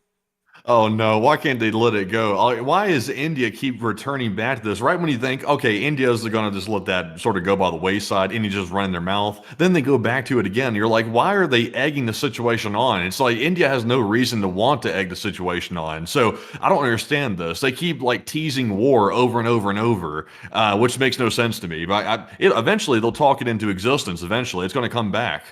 You know, I think they are. I don't know what it is, but India's a little bit bloodlusted, you know? Like, they really like that war. Like, they like war, ideas of war, and nothing but war. These are the kind of folks, people who keep us in business because we have something to report on all the time. But still, nevertheless, I gotta say, the Indians are a little bit wild with that. Because if I remember correctly, folks, India got their rear end handed to them by the Pakistanis the last time this came around. So I don't really know why in the world they're wanting to make it sound like they're going to start it up again and it's really at their beck and call. Because India got absolutely waxed the last time by the Pakistanis. It wasn't even a real contest. The Pakistanis lost no aircraft. The Indians lost 5. The Indians also lost a large amount of service members on the ground in terms of infantry from Pakistani attacks. It did not go well for them, to say the least. So I don't know why in the world they're the ones that are that apt to make it sound like they're going to go to war again with Pakistan, because they're pretty much begging for a second beating. I mean, hell, like, who in the world out there, folks, gets their teeth knocked out and then says they're going to go up to that same guy and try and fight him again? Not really a good move, in my honest opinion. An absolute goofy is who would do that. You know, before long, man, Modi's going to be out there on that podium going, "We will find, track, and relocate our missing teeth." Like, and he's going to be out there doing that again here soon. But moving on from that and on into the Islamic Republic of Iran, and specifically Tehran, immediately, starting hours ago, Tehran is now starting water rationing. It didn't even take them a couple of weeks. They literally started it just last night. So they're going to be completely cutting off water consumption at night, and they're also going to be conducting periodic water cuts throughout the day. Also, from what we understand, according to years of overuse, drought, and aging infrastructure, water shortages are now hitting daily life in the capital. This is a big problem for the 9.4 million people who live there, and it does appear that this will continue to be a problem for them well into the future. But water rationing has now started. So if y'all ever wanted to know how bad the situation really was in Tehran, that is our clearest sign that it was already at a moment of criticality when they brought it up a couple of weeks ago. So moving on out of Iran and on over into Syria, we also get to see that Al-Jilani, who is the president of Syria, is now being dubbed Al-Dunklani because he's absolutely out there playing basketball and slamming them dunks. Wow, look at that. Oh, wow. He really did a number on that one right there. It's weird how this guy went from being someone who was on a list to now someone who's playing basketball and meeting with U.S. officials. Kind of weird how the tables turn like that, honestly. It is crazy. You know, I get it. Also, he's kind of like getting a little plump, you know? Like he's losing that very thin, you know, Al-Qaeda terrorist fighter form that he had. He's getting plump really quick. Yeah, I'll tell you what, he's becoming a hooper out here. I'm telling you what, he's trying to. And also, who are these guys that he's meeting with? Is that U.S. official or troops or something? That one of those guys was a CENTCOM commander, and a couple of others are generals. Pretty much everyone here is top brass. Man, I'll tell you what, Al-Jilani's not beating the CIA allegations. That's for damn sure. Man, I don't think he is. But CENTCOM commander Brad Cooper is in this in here. Let me go pull up Brad Cooper really quickly so that way we can identify him. Not that Brad Cooper. We're looking for the CENTCOM commander. Here we are. This is Brad Cooper. So we're looking for this guy right here. Let's see. So let's see if we can find him. That looks like him right there, actually. That is him. That's wild, honestly, if that is him. So Why are they doing this now? Like, what's the point of having our military leaders literally being photographed next to him playing basketball? I don't know, actually. That's a bit of a mystery. It's like bad optics, honestly. You know, I got to remind all of y'all, this guy was on a list with a bounty on his head by the U.S. government because he was the leader of the Al-Qaeda cell in northern Syria. And that existed up until very recently. He was only taken off the terrorist designation last year. So I don't know why in the world we're chumming up to him so quickly. I mean, there ought to be a little bit of hesitancy with this, because I get it at this point, folks. The winds of change are coming around, and he's going to become an ally of the United States. That is going to happen. And we are also apparently going to be basing U.S. forces in Syria now. So there is a positive coming out of this. But at the same time, do we really want to be that gung-ho about leaning into the optics of him being our friend now? Like, immediately? I don't really know about that. I think that we ought to be taking this at a bit of a slower pace with the whole, grooming of the optics to make him look like a good guy. Because, he was the leader of the Al-Qaeda splinter cell in Syria for well over a decade. But anyways, moving on from that, the Israelis did bomb a couple of guys down in southern Lebanon again today. 2 Hezbollah-affiliated terrorists were killed within the area. That is the aftermath of the airstrike. That's the after picture of a weight loss ad. And we also were able to hear that the National Security Council arrived in Beirut today, delivering a firm message to Lebanon on Hezbollah disarmament and dismantling of its military and financial networks. Sources familiar told Al Arabia in English. So it does seem that the United States is still leaning very heavily into the disarmament of Hezbollah, while the Israelis are also conducting their airstrikes, which are disarming them in another way, in a less peaceful measure. But moving on out of the Middle East, well, actually, before we move on from the Middle East, there is one question I have to ask of all of y'all. Iran has begun water rationing, and what are people thinking about that, Matthew? And what are you thinking about that as well? All right, so let's jump back to Iran for a second, because Iran is having problems that they have not really seen of this magnitude before, because we've seen today that Iran has officially begun water rationing in Tehran, the capital city, and the satellites are showing empty reservoirs, and they're getting very, very low. So what are your thoughts? What are the people going to do about this? And 42% said the Iranians will revolt soon because they're out of water, while 35% said the Iranians will suffer in silence and pretty much not do anything, and 18% said probably small protests will start, but nothing major. But you gotta admit, though, like if there's any situation that will cause the Iranians to rise up, it has to be either losing out on food or losing out on water. Those are 2 things that people must have to live. And if they start doing more than simply water rationing and they start just turning off the water completely because they're fresh out, then I would suspect that the Iranians will have to revolt at that point. They really won't have a choice, or otherwise they're going to die of thirst. So maybe the West is going to step in at some point point, I would suspect that some Western country will probably provide some sort of aid, because surely we're not going to sit back and let the civilians die of thirst. That would be a hell of a situation. So I'm assuming there will probably be some levels of revolts if the water crisis keeps getting worse, which it probably very likely will. So I'm with the 43%. I think the Iranians will probably have no choice at that point. But Enforcer, what say you? I would say I'll be with 43%. I think that the Iranians will revolt soon. Usually it's droughts or famines that create revolts historically, and considering that they're going through what's basically a drought at this point, this may lead to a rife atmosphere for revolts against the Iranian central government, considering that their incompetence and mismanagement is generally what's led to the disaster that's currently unfolding with the complete lack of water. You would think, this is something very important that I'm saying, by the way, folks. You would think that a government would pay attention when water resources are running out. Hint, hint, nudge, nudge, the whole U.S. Southwest. You would think they would pay attention and start to manage the water resources before they completely run out and then it turns into an absolute unmitigated crisis. You would think that they would pay attention. I'm just saying this, folks, because this is something that is quite true. Whether or not you're a tree hugger or or a non-tree hugger and you hate nature, everyone can admit that water is a limited resource, especially in terms of fresh water. It's not unlimited, and it's incredibly important within arid desert regions like the U.S. Southwest that we keep an eye on water conservation and that we also try and find ways to regulate water consumption to ensure that there is enough supply that at least at a minimum it's maintaining a stasis instead of constantly decreasing, at least in terms of the available water table for the population within those areas. So, just saying that, if anyone could learn a lesson, you can learn one from the Iranians, because they didn't manage the water supplies, and look at them now. Now they have a crisis that affects 9.4 million people happening today.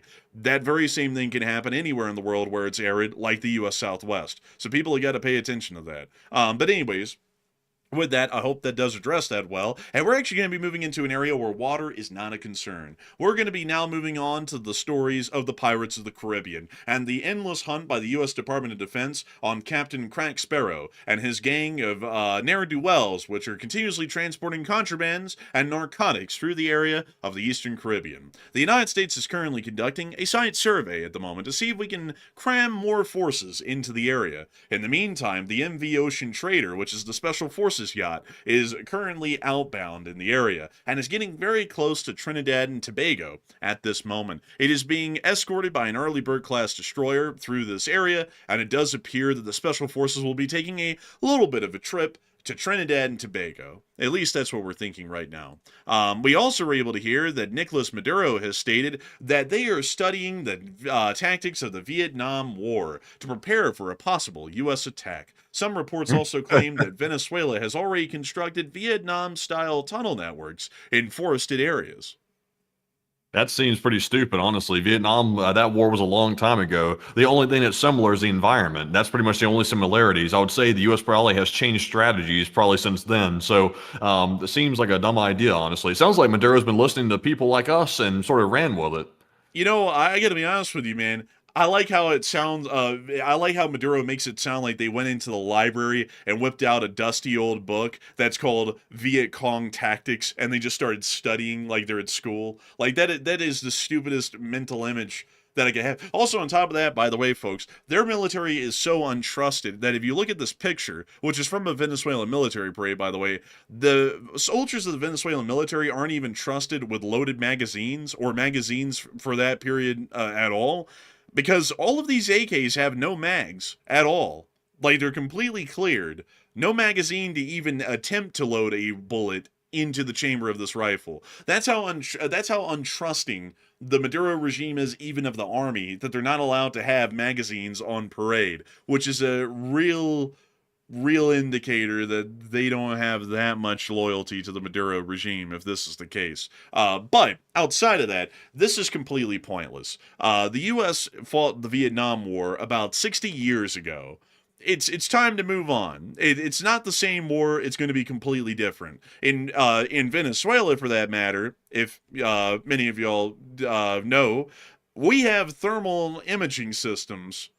So basically, Vietnam era tactics are the way of the dodo. There's no way to really hide anymore. we can find the tunnels, if there are tunnels, and destroy them quite easily. We can find anyone who's hiding in the tunnels and destroy them quite easily, or take them out when they're outside the tunnels. There is really no way to hide like there was back in the 70s. There is going to be no Agent Orange. We don't even need Agent Orange to find the tunnels, or to expose the ground layer below, so that way we can have clear lanes of fire. We don't even need to do that anymore. We are well beyond that. So Vietnam era tactics and trying to study them to come up with punji stick traps and stuff, that is completely pointless. It is pointless. It's pointless because could you imagine if we had, like, for example, just the Reaper drones, like for reconnaissance, like in the Vietnam War? That situation would have been a hell of a lot different if we had those at that point because of the recon ability. So the Viet Cong wouldn't have had any possibility to go really hide because of those thermal imaging cameras.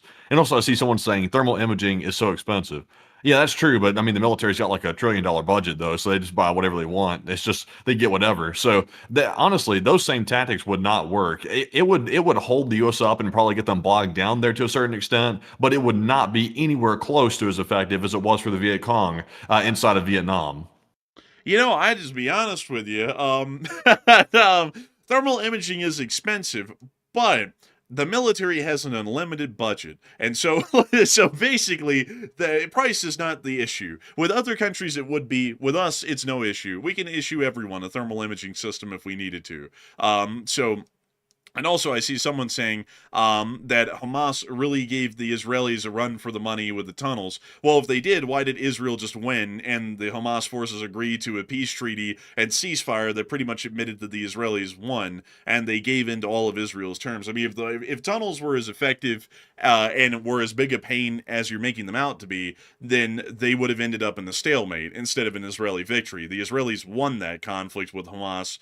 The peace treaty made that wildly clear, because Hamas pretty much had to accept all of Israel's terms at face value. Otherwise, they would just go forward with completely destroying Hamas and every single living person who had ever been affiliated with Hamas. So, generally, tunnels just do not work the way they used to. There really is no way to hide on a modern battlefield like there once was back in the day. You've either got to be really creative with it, which is usually quite expensive or takes a lot of work and time, or you just get mowed down for the larger part by the U.S. military. There's just really no in between. But beyond that, a lot of people have been talking about the comments that Maduro made today about studying the Vietnam era tactics. And Matthew, are people thinking that that's going to help, or are people thinking that Maduro's an idiot?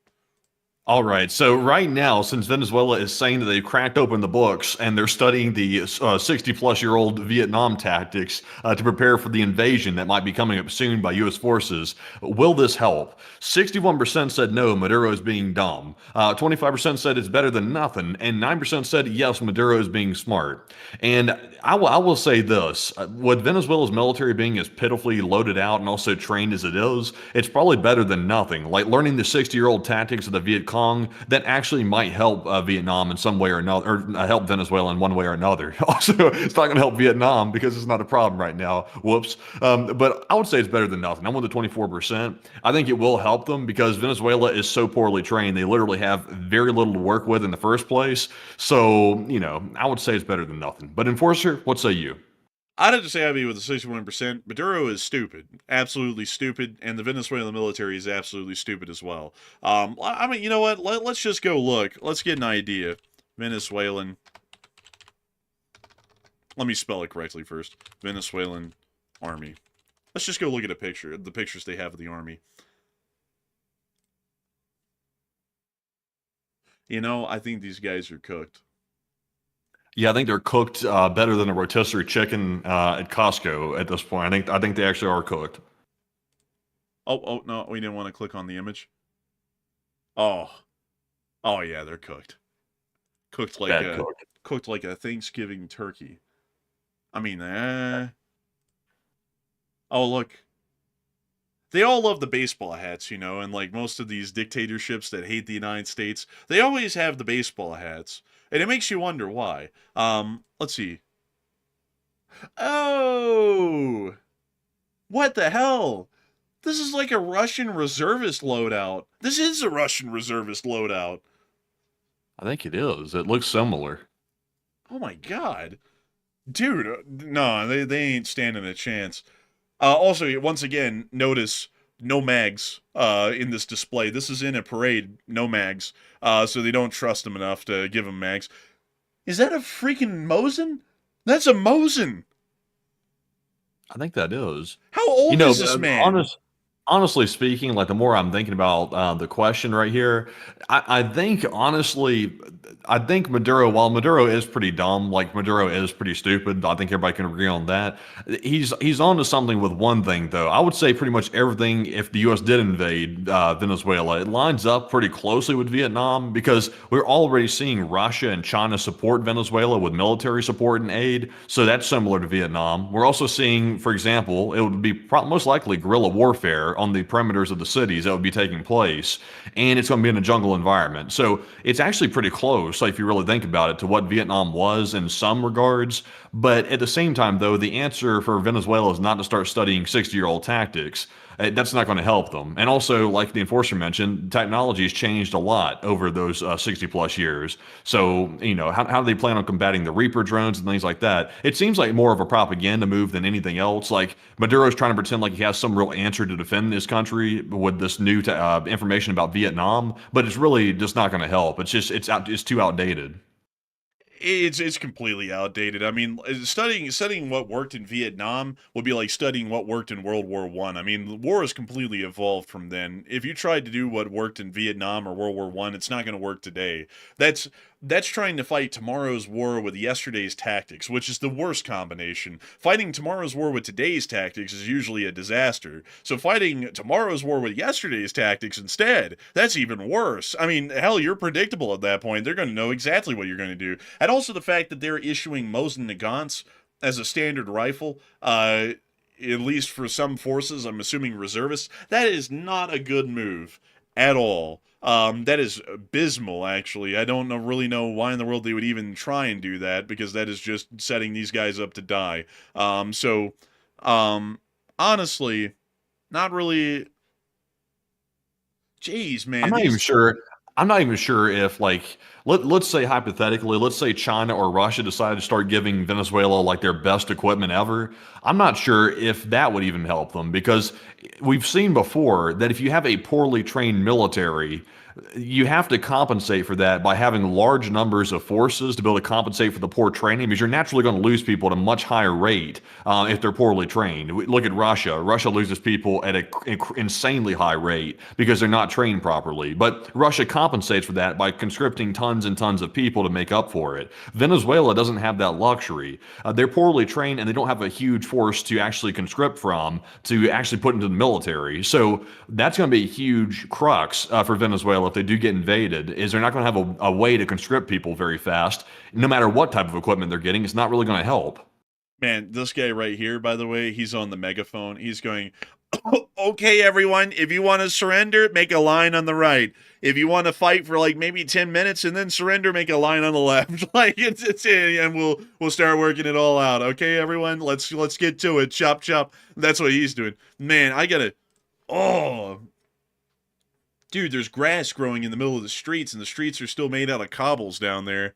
These look almost like police forces. Yeah, they really do. But that's the National Guard, actually. Yeah, it's wild. They look like police in riot gear. They don't look military, really. I gotta be honest with you, man. Looking at these pictures of the Venezuelan military, it really gives you an idea that they're done before they even began. Are those child soldiers? They don't look exactly what you'd call older. No, they don't. I think those might be child soldiers right there. I'm not really sure. I mean, they look like they're in their like teens, like they're mid-teens. Well, anyways, I just don't really think they're going to be giving a lot of resistance, just to be completely frank with all y'all. Child soldier or not, I don't really think they're going to be giving a lot of resistance here. With that, folks, I hope that does address that somewhat well. And with that, it's time for us to move on out of the, at least the Caribbean, and on up to Washington for a brief moment, as we were able to hear that the Secretary of War, Secretary of Defense, whatever you want to call him, has stated that the U.S. has to prepare for war. According to the Secretary of Defense, he stated that America must be ready to deter adversaries and respond to any threats. According to him, the Pentagon and the defense industry must work together rather than slow progress down. According to a direct quote, this is a 1939 moment, or hopefully a 1981 moment, a time of growing urgency. Enemies are uniting, threats are rising. You feel it, I feel it. If we want to prevent war and avoid it, which is what we all want, we must prepare now. He stressed that this is not about minor adjustments, but a complete transformation of the U.S. military. Our troops must have the strength not only to deter aggression, but to decisively defeat any enemy who dares to challenge America, making it incredibly clear that the tensions around the world are as high as they can be, and we are practically on the very brink of war right now. So we will be waiting to see what conflict pops off first. As all of y'all know, there's at least 3 of them. There's the Iranian one, the Russian one, and the Chinese one that are top priority right now, and any one of those could kick off, and the United States will largely have to go and fight that war when it happens. So moving on out of that statement, and on into the rest of our news, getting back on into Europe and into Ukraine, we have a lot that's going on over there, and also a good bit that actually would give you a bit of an idea of how close we are to a larger conflict. Still, a lot of people are actually weighing in their thoughts and opinions on a statement that this is generally very similar to 1939. And Matthew, what are people thinking about that, and what are you thinking about it as well? All right. So we already saw the statements from the U.S. Defense Secretary. So what do you think about the statements that this is a 1939 moment? And 58% said he's right. It is that moment of 1939. While 19% said he's 50-50 right, semi-agree, and 18% said he's wrong. It's just a bunch of buzzwords strung together in a sentence. And I would say that he didn't really specify which conflict that he was really talking about. He kind of just made a general statement there, which is a fair statement because the world tensions are still right at the precipice of a global conflict. So it's a fair statement, but no specifics. So we really don't get to glean much from it. Obviously, he's privy to information that we don't have because he has the information flowing straight to his desk. So he knows a little bit more, but at the same time, he didn't really elaborate. So pretty much nothing new. I would say we already knew this to begin with. So I'm with the 59%. He is right, but it's really nothing new. But Enforcer, what say you? I'd have to say that I'd be with the 58%. We are pretty much at the very precipice of a third world war, much like the world was in 1939 leading up to the Second World War in Europe. But this is nothing that is largely new. This is something that we were able to put out as a headliner, though, that he said today. That's a thing that we could do. But this is nothing new. We've been saying this for a while here on the channel, and anyone who's really been paying attention to what's going on in foreign policy and global affairs could tell you that we are very close to being on the very precipice of a global conflict. So this isn't really a new revelation here. This is something that we've been saying for a while. And also another thing that I gotta say, folks, is that a lot of people, well, not really a lot, but some people have been saying this, and I see it every once in a while in the comment sections of our videos or our streams, and I want to take a moment to address this here really quickly, because a lot of people have been saying that all the enforcers are putting in their titles practically every day that we're on the very verge of war or that we're on the brink of war, and it didn't break out, so you're wrong. I don't know if a lot of people are knowing this, but we have been on the brink of a world war right now for months. It's very close to happening on a week-to-week basis. Wildly close. It's the closest it's ever been that we could see in modern history, except for some moments during the Cold War, like the Cuban Missile Crisis and Operation Able Archer in 1985. This is the closest that it has ever gotten to being a world war, either because of the war in East Asia or the war in Europe. And so that is why our titles are generally starting to reflect that. It's because it's not going to happen tomorrow or next week. It is happening at some point in the horizon. If nothing is changing, which nothing really is right now, we are on the path to war. We pretty much already are in the Third World War. It is only a matter of waiting for the first shot of that Third World War to be fired.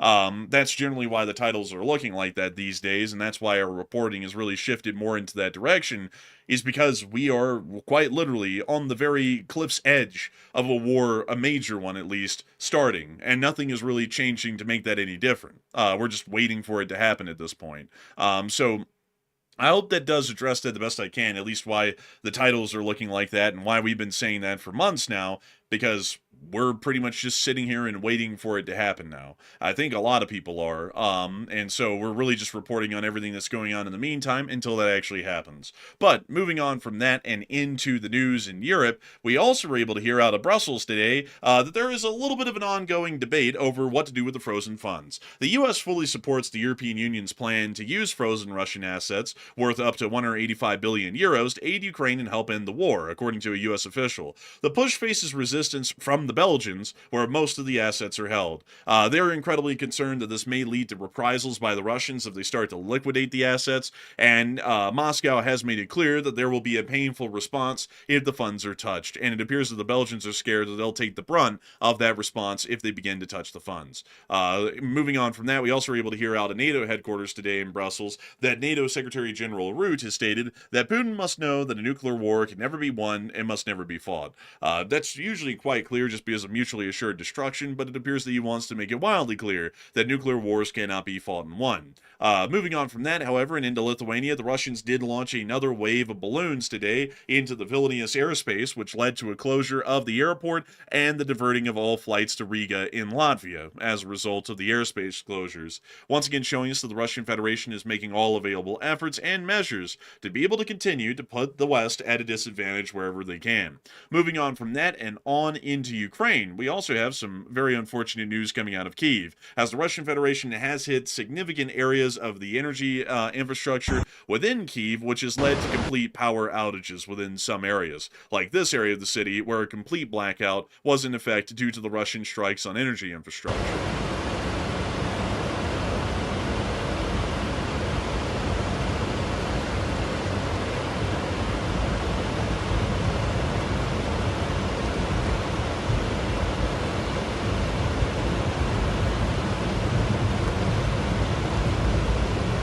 Really interesting how the war just turned into a full-on energy battle between the two countries. It seemed to be that most of this was off limits for the most part, or at least electrical infrastructure was targeted a lot less frequently. But now it's like the gloves are off. They're just smashing power station after power station. Yeah, it is really interesting. But that's the end of that clip, and moving on from that and on into our next clips of the blackout within Kyiv, we also have some additional ones right here, at least showing us that some lights were on from emergency backup power, but generally the city was completely blacked out from a lack of power. Moving on from that and out of the city of Kyiv and on towards the area of Korenivo, the Ukrainians returned the favor in kind by obliterating a substation in Korenivo. This picture was taken in the midst of that substation getting hit with a larger ordnance for unsure what type, but it completely obliterated the substation from what we understand and led to a blackout in Korenivo and the surrounding villages. Moving on from that and into our location unknowns, we also got to see a very rare Italian-supplied Centauro in service with the Ukrainians. This is really cool, actually. I've never seen confirmation of a Centauro in Ukrainian service, but they actually have a Centauro tank destroyer just like this one in Ukrainian service. There it is right there.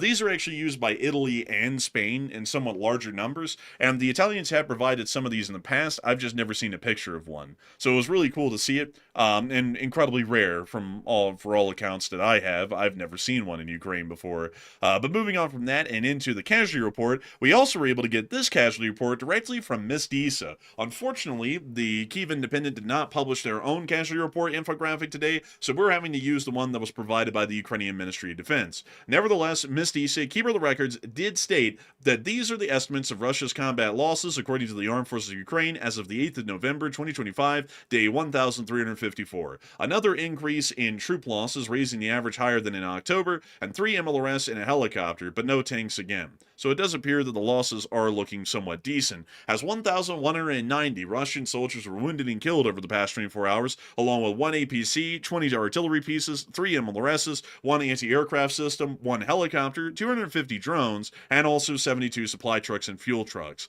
So it does appear that the losses were quite decent, to say the least. Moving on from that and on into the front lines directly, we didn't get a lot of footage from the front today from Kupiansk or the Severonsky Forest or Seversk or even really Konstantinivka, but we did get this one clip of a Russian filming a Russian tank driving over a landmine, which was kind of funny. So here's the clip. There's the tank. Oh. And Oh my god.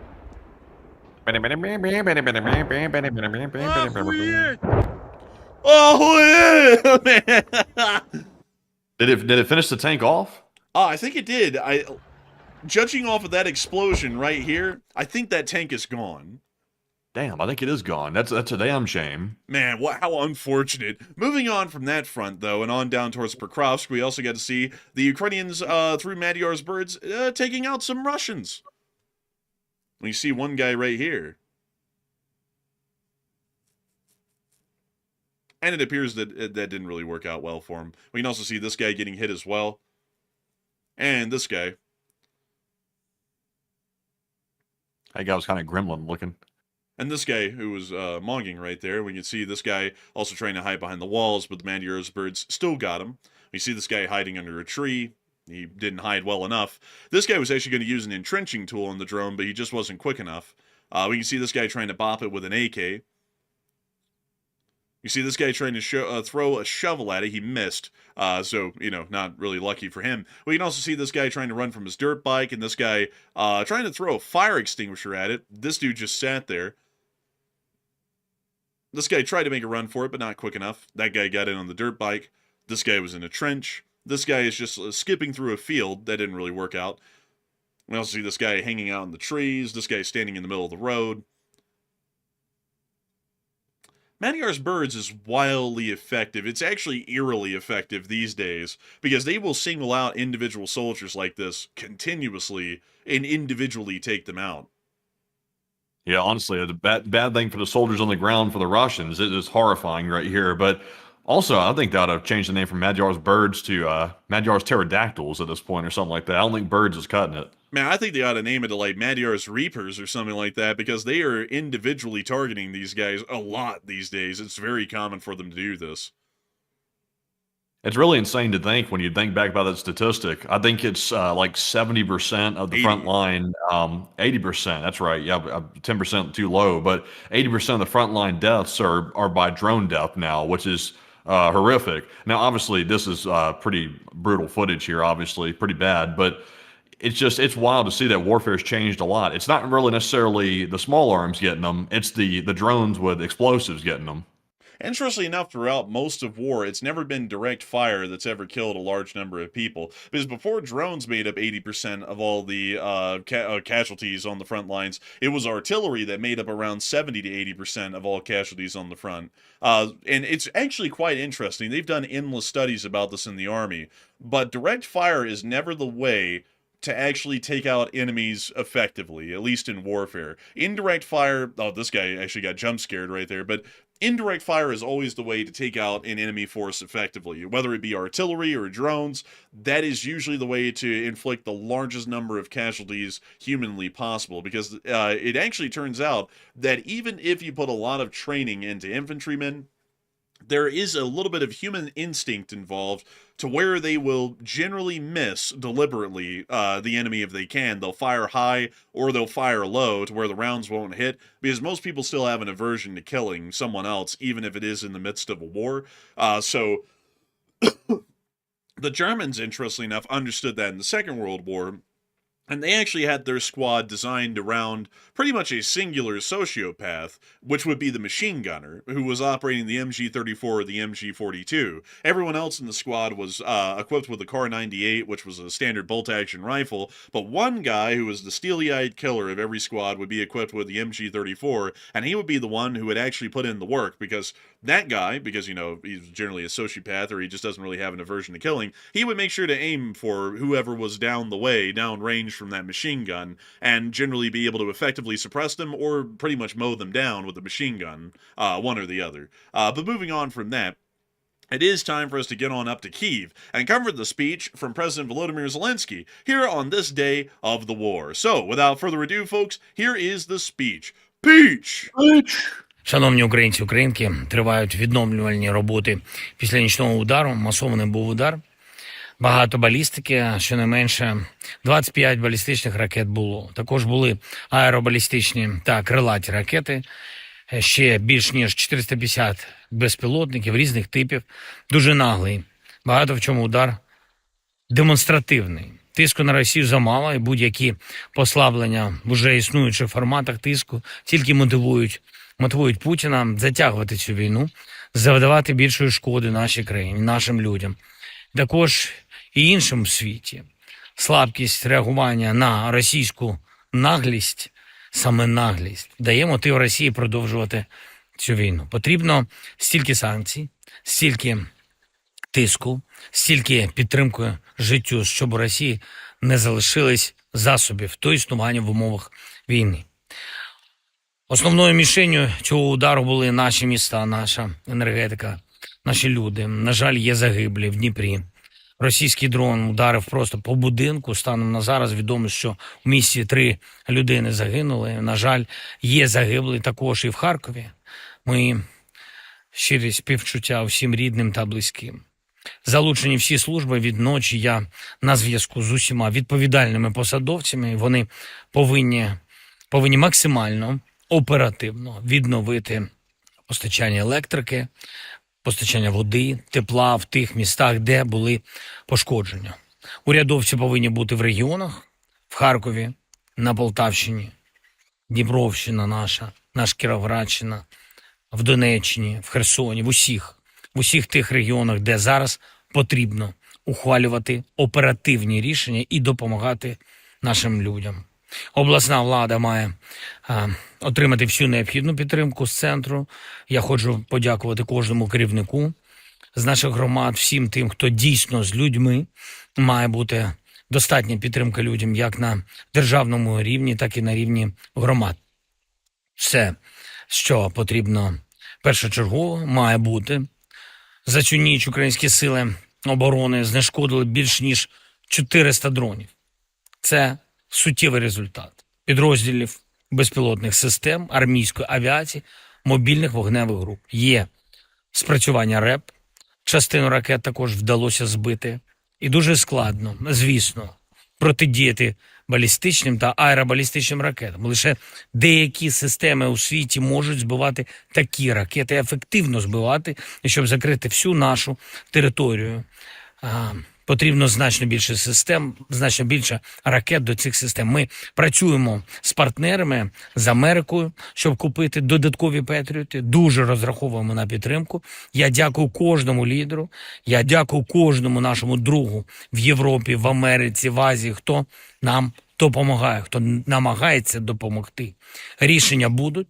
Ще одне. Сьогодні важливий день, професійний день, вагомою складовою наших сил оборони, день наших десантно-штурмових військ, воїни, без яких не буває дійсно сильних українських результатів. І в кожній дійсно гарячій точці фронту діють наші десантники разом з іншими нашими воїнами. Я хочу подякувати вам, пишаємося вами, обов'язково шануємо українських воїнів. Мав честь сьогодні вас нагородити саме тут. Дякую вам. Слава Україні! Героям слава! And with that, that is the end of the speech from the President of Ukraine, Volodymyr Zelensky, here on day 1353 of the news from around the world. And that's going to be moving us on into the second segment of this stream, where we get to talk to each and every single one of y'all. And also, Matthew, really quickly, I was wanting to make sure, today is day 1353, correct? Let me check that real quick. Let's see here. 1354. Huh, are you sure? Because I swear that is day 1353, because if I look through here in my Movavi library, let's see. Yeah. Let's see, that was the day we went off air. That was a Sunday. Let me check this on my calendar really quickly. Am I mislabeling the days right now? I need to make sure to clear this up, folks, because our count on the days on our map is supposed to be accurate every single day. So let me check my calendar here. Before we move into the second segment, I just want to make sure that we have this correct here. Let's see. So we went off air on the 26th of October, which was day 1340 on that day. So 41, 42, 43, 44, 45, 46, 47, 48, 49, 50, 51, 52. Today is day 1353. And Keeper of the record saying 1354.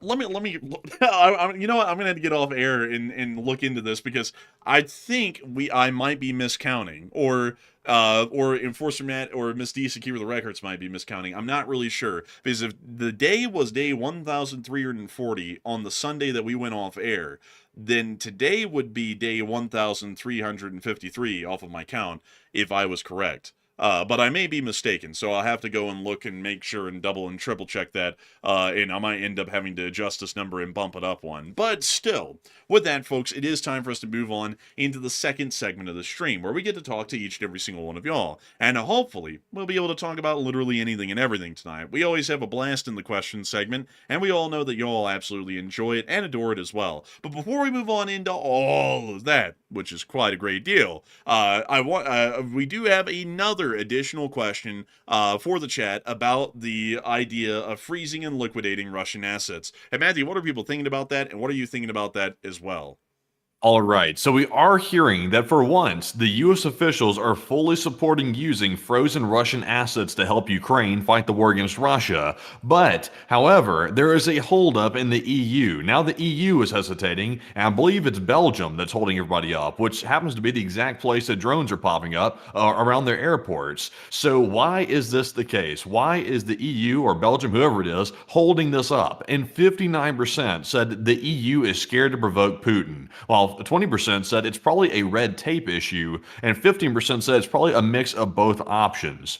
And me personally, I am solidly in the 59% camp. They are scared to death to provoke Putin, and they believe that by seizing these frozen Russian assets and liquidating them, that is going to trigger Putin to do something crazy. They strongly do believe that.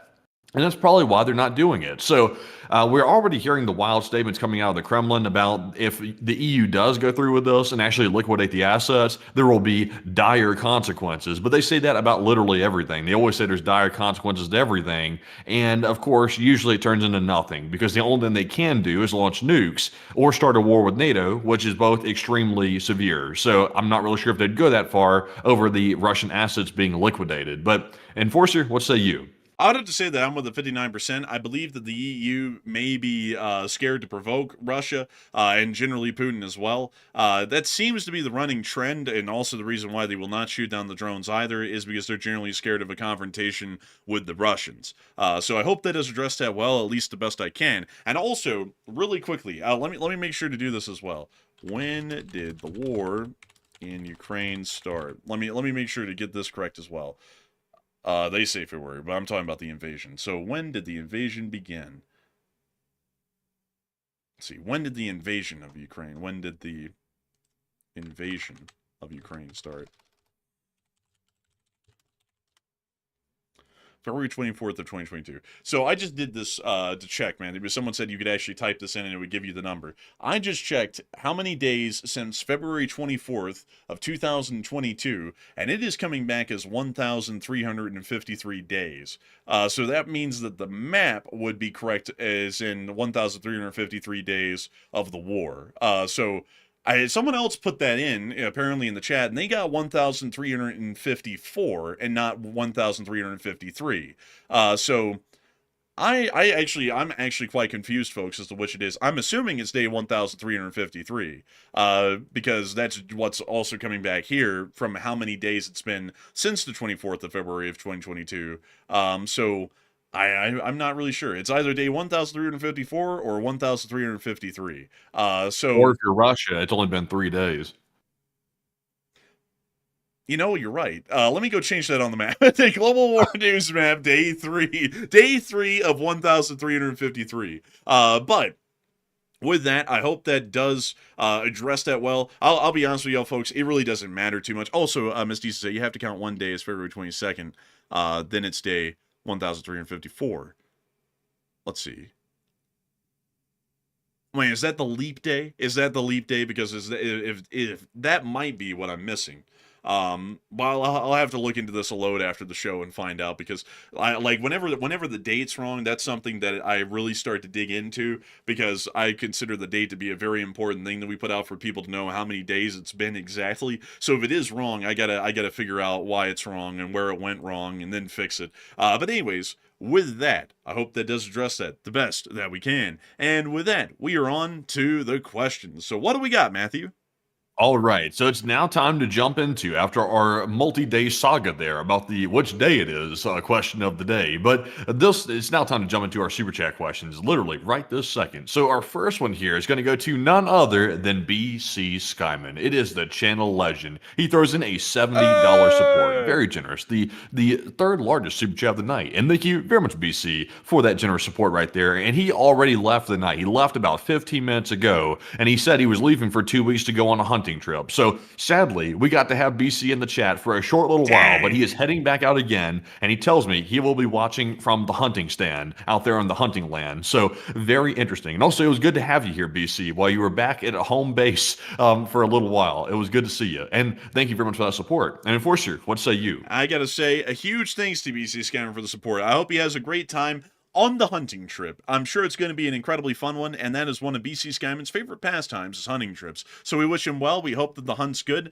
and we hope that he comes back very pleased with what he was able to find and get out there on his hunt. But beyond that, we got to thank him incredibly for the massive support. BC didn't throw in a comment directly connected to the super chat, but if he ever does, it's always the kindest of words. And we thank you so much once again for being here with us tonight, BC Skyman, back at home base for a little while before you go back on another hunting adventure. And I hope this one is as good as the last ones. So a humongous thanks to you so much once again for the support and helping this channel to keep on running, because it has been folks like you for years. Whether it's 1,353 days or 1,354 days, you have been making this channel possible since about day 4 with your support. And to that, we are massively appreciative and ever grateful for you and amazing folks like you in the Lee Spring Army and the support that you give to this channel so we can keep this thing alive just one more day. So a huge thanks to you so much once again. I hope that has addressed that incredibly well. And with that, it is time for us to move on and into the next one.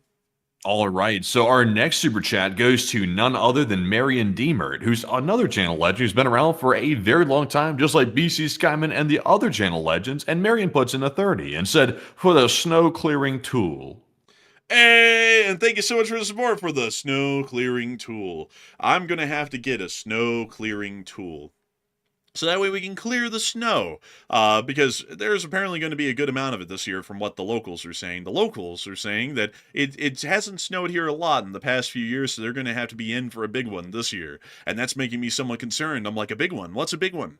They said that the snow could get up to your knees, I think. And that's quite a lot of snow. I've never seen that much snow in my life. And the mountains around here, like, interestingly enough, it looks to me like they're getting just a little bit of extra snow on them already from the clouds passing through.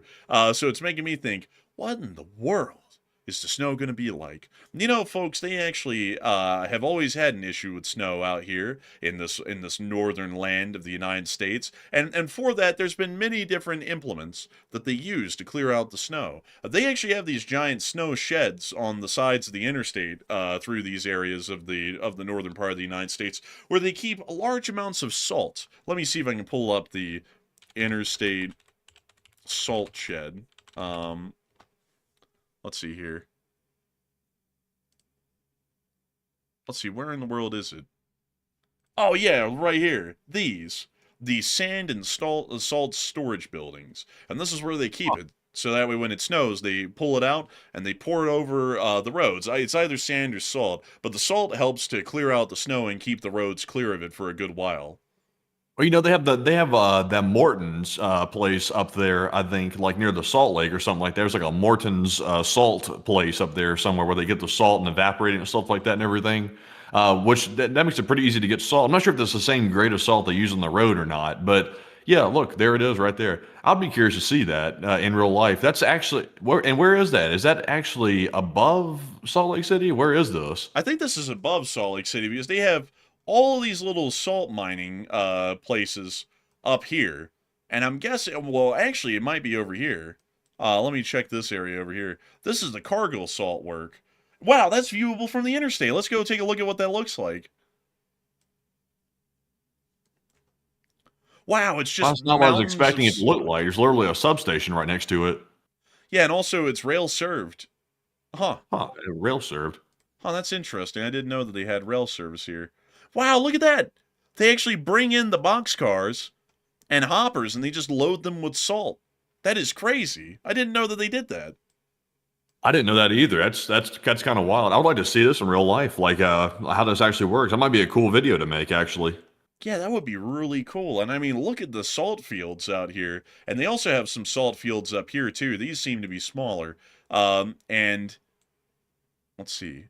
Compass Minerals Ogden Lithium. Lithium. Huh.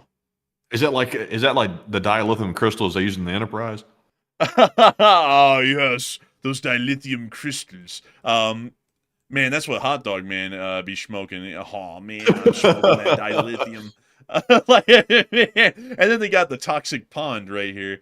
I wish we could get a good look at that. Man, that pond is literally almost the color of battery acid, actually. Man, that looks like the top of a creme brulee. That's not healthy. That's not healthy to see that color naturally out there. But how do you like your espresso? Would you like it artsy and craftsy, or a little bit of that battery acid? I like the battery acid, please. Man, but look at this. Rail service as well. They have tank cars. They got covered hoppers, more tank cars.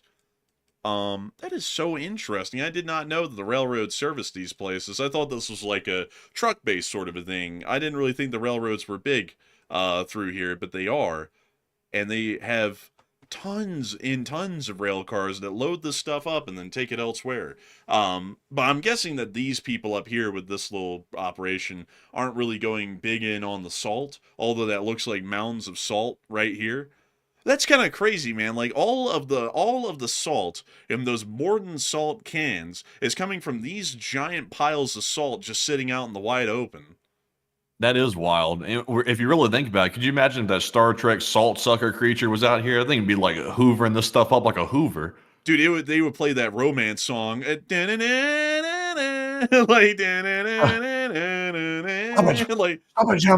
you're killing Nancy. Man, Nancy would be thriving out here. Like Nancy would be living her best life out here. Man, that's what they should have done. They should have said, "Nancy, don't you understand? There's a place for you," and then just bring her to the Salt Lake. Yeah, honestly, that's the best solution right there. Yeah, I mean, straight up, that would have just been the smartest thing to do. Instead, they had to kill it. Like that's like they do everything in Star Trek. We come in peace. Sets your favorite phasers to kill, and it's like. That just is completely counterintuitive. But this salt stuff is so interesting. I just saw someone say, well, there's an idea for a model railroad. You know, I was really close to actually doing this before anyways, because in Alabama, we have, I say we like we're still there. In Alabama, there are marble pits like the Gantz Quarry that have some of the finest calcium bicarbonate on the planet. And I was actually wanting to model this. Let me see. This is Sylacauga. Yeah, and that's the big pit that you can go and observe. Yeah, so that's the one. So yeah, here's the railroad based stuff up here. I know I was wanting to build a model like this, but I really couldn't figure out if I wanted to do something like that because these are really big sprawling facilities like the marble mines. So you have to, take up a large amount of a layout doing that. And I was like, I don't really know. But with the salt deal, that isn't really that big. That's just like a little salt mound on the side of the railroad, and you just back up cars to it. I mean, honestly, that seems a lot easier to do, really, than the other one, because this is a lot smaller than what we saw at Gantz Quarry. So, very interesting. But still, I hope that doesn't... Also, by the way, I saw Indy Andy 4C say, you boys need to go practice driving in the parking lot on snow. Now, I'll tell you this, Indy Andy. I'm like my hobby is driving. Also, my hobby was motorcycles when I had one. So I've actually driven on the snow before, and off the public roads. Obviously, don't do stupid stuff on the public roads. That's not the place for it. But like on the closed course, the places that are not the public roads, I used to actually drift a little bit when it would snow and stuff like that back in the day and stuff like that. I'd be drifting that lot around those light poles like you've never seen before. So I'm totally used to it. Like it's no big deal to me. Like I got the counter steering and stuff like that down pat. That's actually what I do for fun on closed course a little bit. So yeah, we know how to drive in the snow, by the way. We're probably pretty good at that. Also, I don't have a four-wheel drive car. Mine's not four-wheel drive. So that'll probably be a problem out here. But I got to get snow tires. That's an added expense I forgot about, was having to go buy snow tires. Honestly, Salt Lake City is about to zap the salt and the money straight out of me at this point, honestly. Man, I'm not gonna lie. And then the hunt for furniture is a whole battle in itself, trying to get some furniture. I don't know if we ever told you all this, but when we were living in Enforcer HQ 2.0, we never had furniture, by the way. I don't know if y'all ever knew that. Like, we had our desks and our chairs, and then our beds, and that was it. There was no other furniture in the whole place. So it was literally just an empty shell with office desks and beds, and that was it. That's all we had. And that's all we still have, actually. Like, we're trying to fix that right now and eventually get some furniture so we can kind of move up in the world a little bit, and have something to sit on that isn't an office chair or laying down on a bed, because that's the only two options we have. And we're trying to work on that right now. So Enforcer HQ 3.0 is starting to move up a little bit, and hopefully we'll have some furniture here soon. So, Well, listen, just because you don't have furniture doesn't mean you're in a bad way. I mean, Steve Jobs was wealthy and he didn't really have any furniture. He sat on the floor because I don't really know why he sat on the floor. Maybe he was just lazy like us and didn't buy furniture or something. But it's a real minimalist way of living. It's just to sit on the floor, eat on the floor, live on the floor. Some say, wallow on the floor. It's just depending on how you like to live, honestly. honestly, that guy was a whack, though. And I don't want to live like a whack. He was also an asshole too, they say. Man, they didn't just say, like, everyone says it like that. It's basically like a true story sort of a thing. But man, I honestly, man, I wouldn't want to work with him. Like, from what people say about him, I would have never wanted to work with him. Oh, he was like, those people that squeeze lemons and stuff like that to get all the lemon juice out. He was that type. The only problem is, as he was squeezing the lemon to get all the juice out, he also sort of squeezed the soul out of people as well, to the point where people were miserable to a large extent. So that was a bit of a bad thing. But damn, he did make a good company, though. That was a good apple. Like, I like Apple. A good apple, nice apple, tasty apple, have one.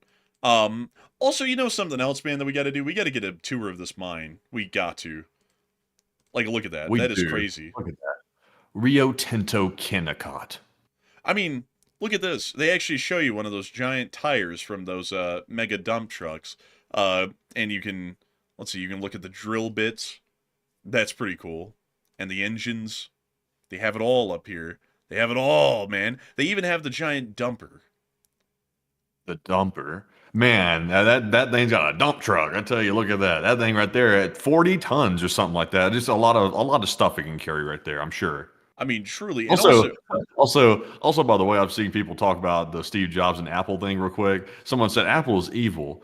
I don't know if y'all have heard the conspiracy theory. I'm not sure if it's true or not, but you know how the Apple logo is like the apple that has like the bite taken out of it? Some people say it's like a sort of like alluding back to the Adam and Eve situation and taking a bite of the forbidden fruit, and they gained the knowledge that was forbidden. That's what some people say that sort of symbolizes. I'm not sure if that's the real reason behind the logo or not, but I'm not really sure if I can think of any other reason. I've never really put much thought into it when I look at the logo. I just usually, just get the computer and use it because it's a good computer. But it could be that. I'm not really sure. That's interesting. I've never heard of that before. I would assume it probably is because, everyone always wants to, we are disrupting, or some stupid stuff like that from the corporate mindset. I'm sure it probably is, but it's just a computer. So like that's how I would justify. It's just a computer at the end of the day. But something that's really interesting, Matthew, is that there's actually pictures of this mine from over the decades, and I found some, and I was like very interested in it. Bingham Canyon mine through the years. Let me see if I can show you some of its earlier pictures. Man, that is crazy looking. I mean, that is truly nuts looking. But anyways, let me see if I can... Oh yeah, here it was in 1942. Look at all the little railroad bridges that they had going in and out of it. Yeah, honestly, that's wild right there. Man, I mean, it like, and this is where it started, man. This was the humble beginnings. Hardly had started yet. The area is completely unrecognizable now. Did you see that profits to date? They had the profits on that picture. Go back to it for a second. They said, "Oh my god!" Values of metals extracted to date 440. Is that billion or trillion? I'm surely not trillion. That's got to be a billion. Say what? That's a million. Are you sure about that? I can't see. It looks like I'm seeing 440 billion. Or am I seeing that wrong? That's $440,984,882. I thought it was 440 trillion 984 billion. 882 cents. Man, like, man, shoot, man. Man, we are not beating Also, the I'm being bad at math facetious, by the way. I'm allegations. being facetious. Like, just made that clear. Someone's gonna be like, "Damn, he's dumb." I'm joking. Okay. He's so goofy, man. Man. But look at this view of it. Also, those mountains are not as tree covered now as it was in 2018. What happened? I don't know. Like, that's really interesting. They still call it Bingham, Utah out there? Is that what the area is called? Oh yeah, man, it's banging. Binghamton. Banging with babish. Man, like, wait, there was a landslide in that thing? And that would suck. Huh. That was a landslide. So that whole area through here, it just gave out. And the whole thing poured down into the middle, right down there. Huh. I didn't know about that. This is like, oh my god. They had the whole sorting building and everything. Dude, this is actually like really interesting to look at. Yeah. Do you know why they chose to put, also, a big alert here, a joke's coming. I'm just going to have to give you all a heads up. But do you know why they chose to put this copper mine in Utah versus Alabama? Why?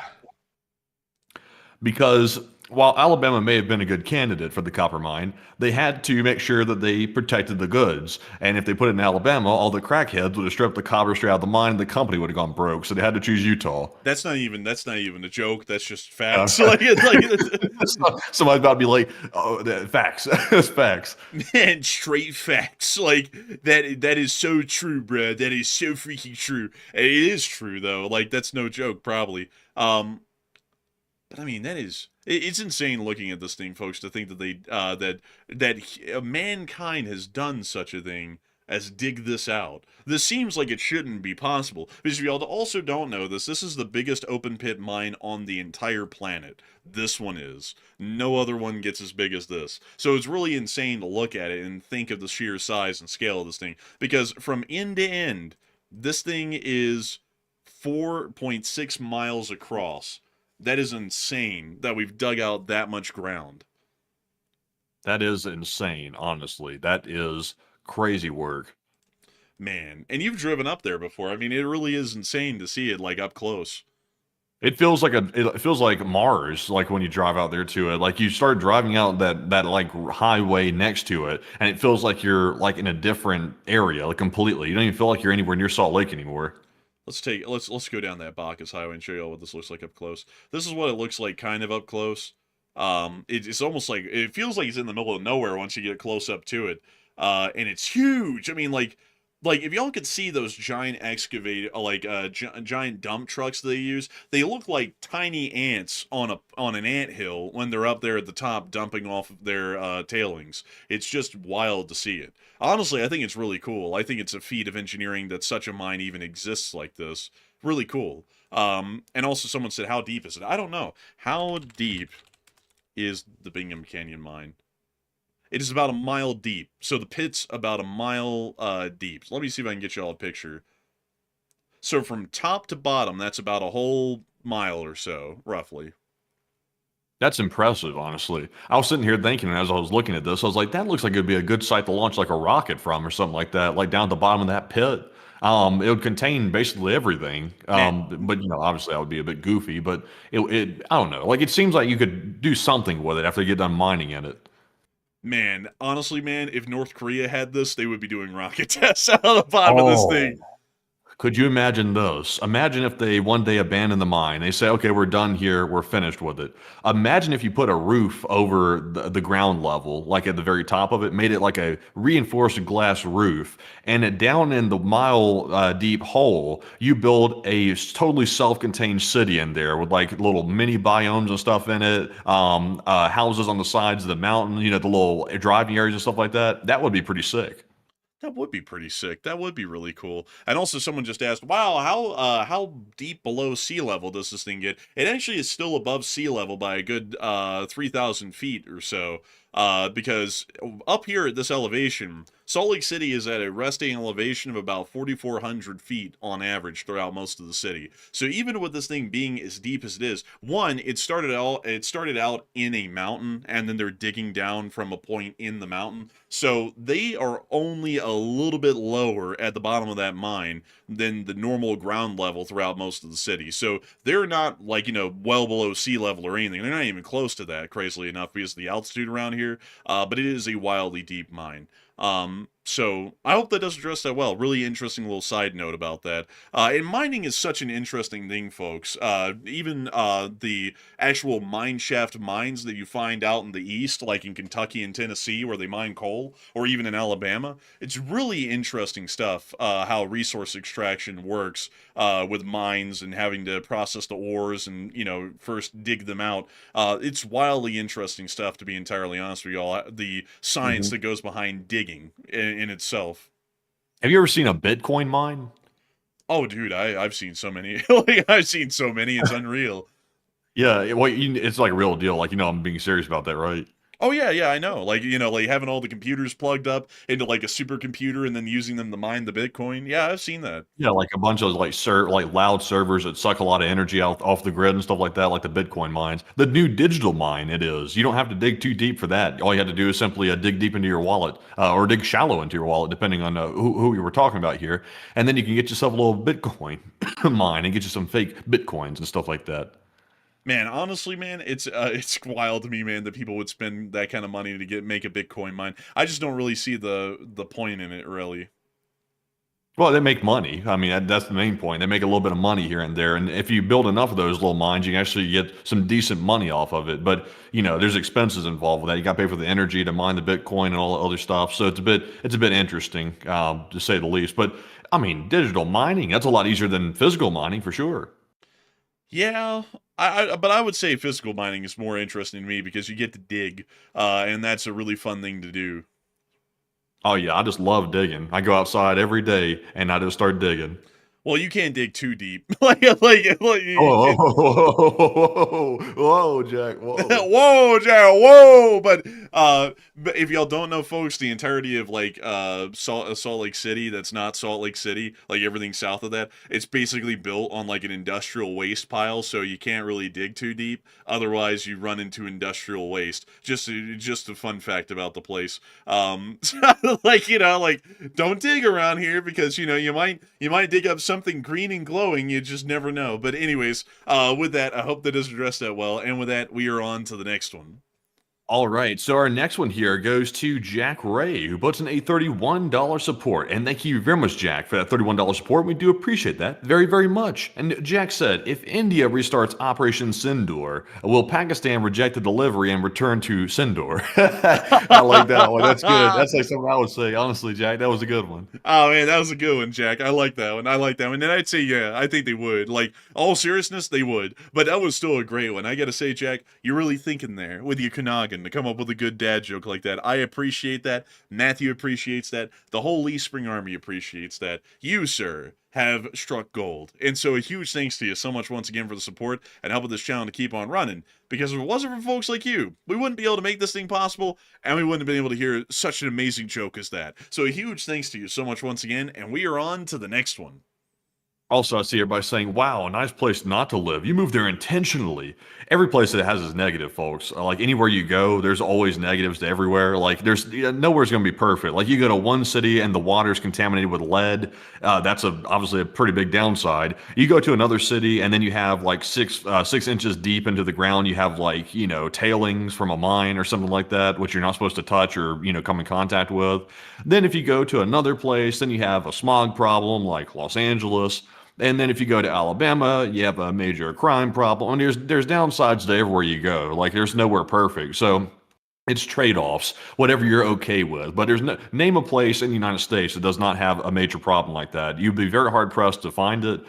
So I mean, people love to bash everywhere. Like people love to say, "Oh, that place has this place has that." But there's nowhere perfect. Like you just have to pick what you pick. Let me think here really quickly. Let me come up with a critique for everywhere.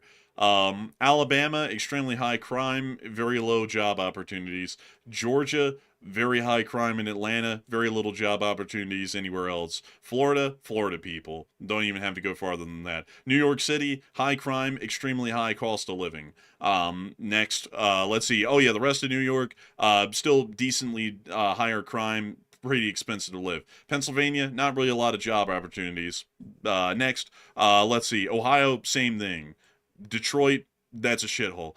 Michigan, like it's basically no job opportunities, and that's it. Let's see here.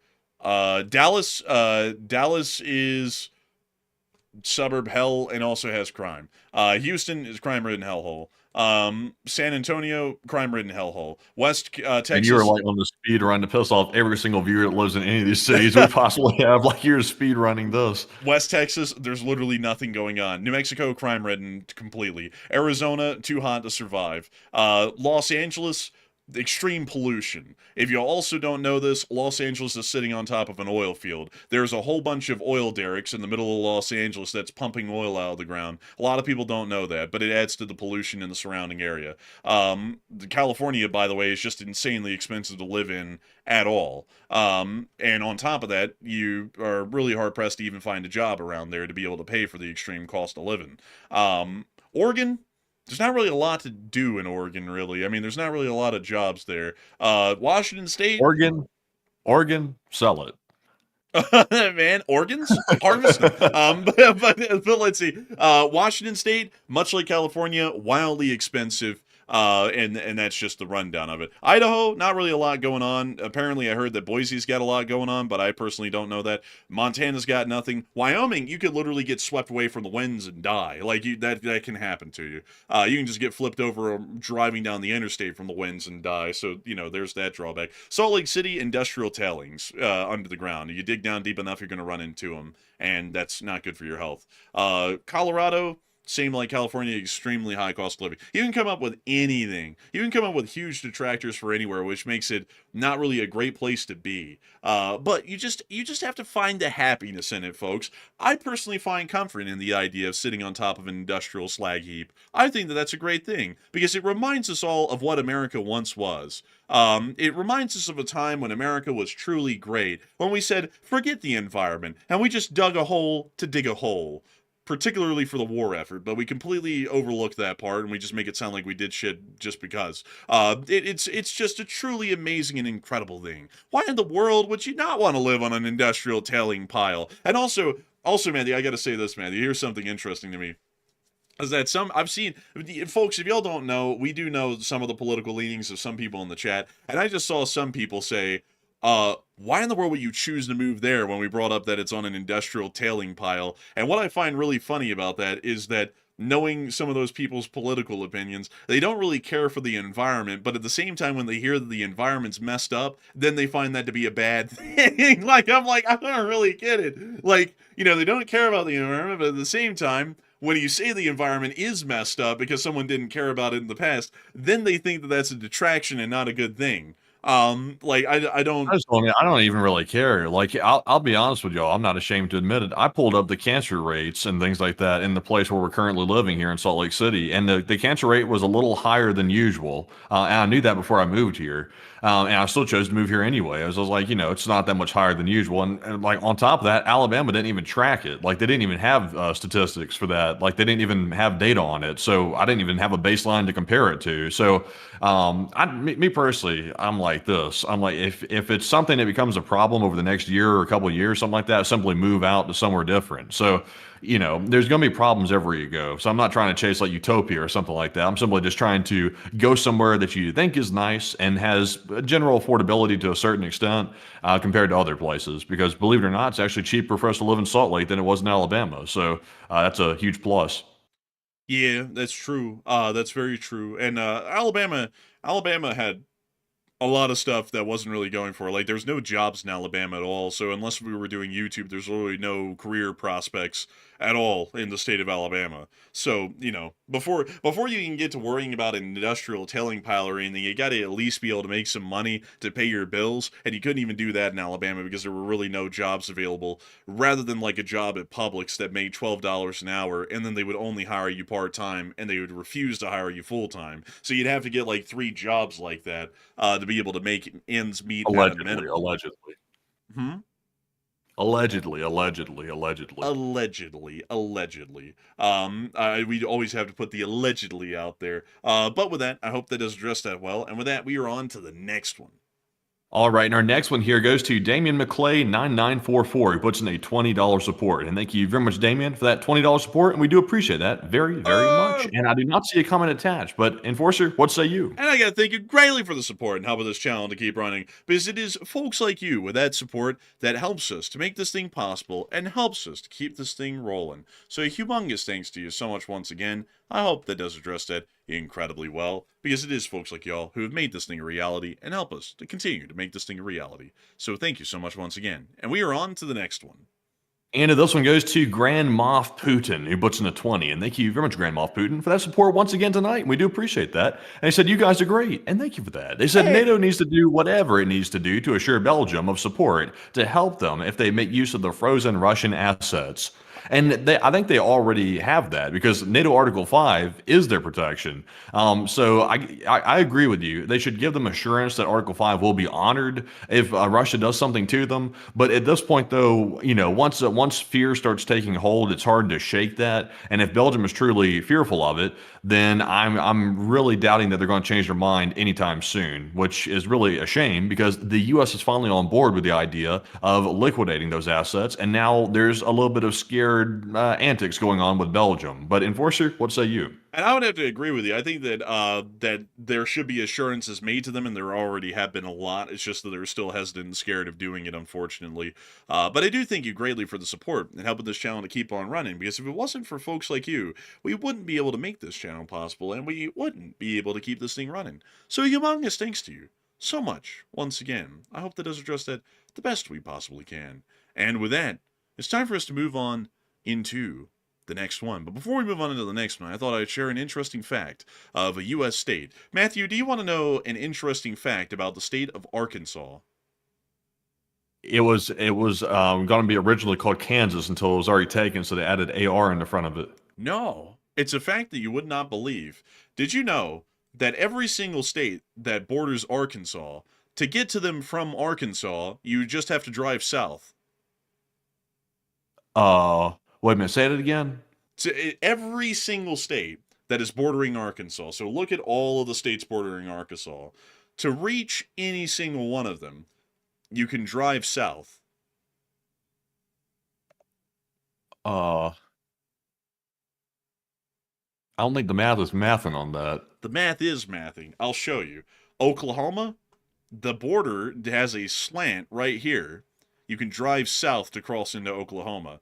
Texas, you can drive south, clearly. Louisiana, you can also drive south. Mississippi, you can drive south to get into Mississippi. Tennessee, you can also drive south. And Missouri, you can get up into this little corner right here and drive south to get into Missouri. So every single state that borders Arkansas, to get from Arkansas to that state, you can 100% drive south and somehow find a way to get into the next state, even if it's north of Arkansas.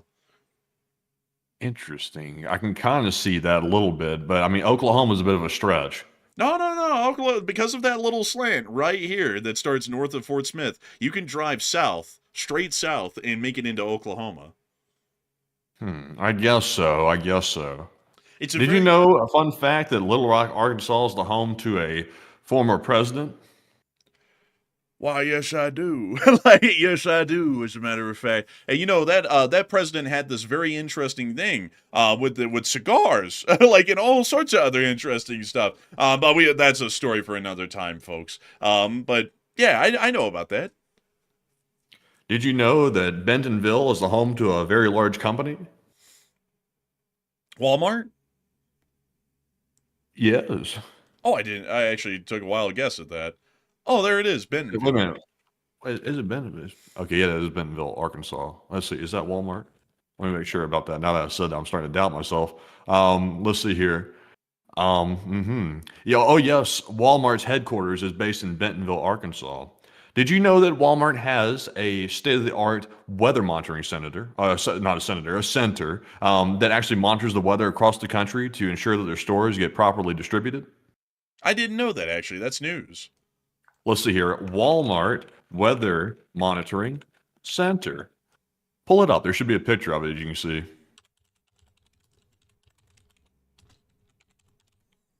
Monitoring system. Oh, no, we want to put center. It's called the Walmart Security and Disaster Operations Center right here. And as you can see, they have their own custom UI, it looks like, that they're displaying right there. It shows the meteorology up there. I think that might be Flight Radar 24 over there at one of those screens, actually. I'm seeing down there at the bottom right corner, it looks like. But they've got all these people in here. And I think the story was they tracked this stuff right here to basically ensure that their stores being properly taken care of or something. I'm not really sure what the exact rationale was. But yeah, Walmart has an operations center. It's really wild. That is wild. You would expect that from a company that big, but it's just really weird to think that they actually have that. You know, you wouldn't think that a company would do that. Yeah, Uber Gamers said they literally have a Walmart Pentagon. This essentially is the Pentagon for Walmart, by the way. This essentially is it. That's a wild way of thinking about it. Man, someone said Ryan Hall. You know, that would be crazy if Ryan Hall actually did set up headquarters near. I mean, he could probably do an amazing job from here because they got everything up there. I mean, look at that. I mean, they got every single detail from the weather you could imagine up there. I mean, that would really, like that would be, like, honestly, folks, no joke. I actually think this would be a dream for Ryan Hall because this is literally everything all in one place in one room. That's true. Also, I believe it may be the case as well. I can't remember, but I think the U.S. government actually copied or at least looked at Walmart's model for distribution to learn how to properly handle disaster situations better. Because the one thing that Walmart does extremely well is they keep their stores stocked. Even in disasters, they're able to keep them stocked. And the government looked at that and said, they're pretty good at that. Like, we need to study their disaster response like that and start implementing that into our government planning as well, because they're so good at it that we're going to start looking at it. I think that's the case. That is really interesting, actually. And I also saw someone ask a question, what state only borders one other state? And that would be Maine. Maine is the only state that borders only one other state, and that's New Hampshire. And I was thinking when that question was asked, I was like, it has to be a state that's in the periphery or is not in the lower 48. And of course, Alaska and Hawaii don't count because they don't border any other state. And so it would be Maine.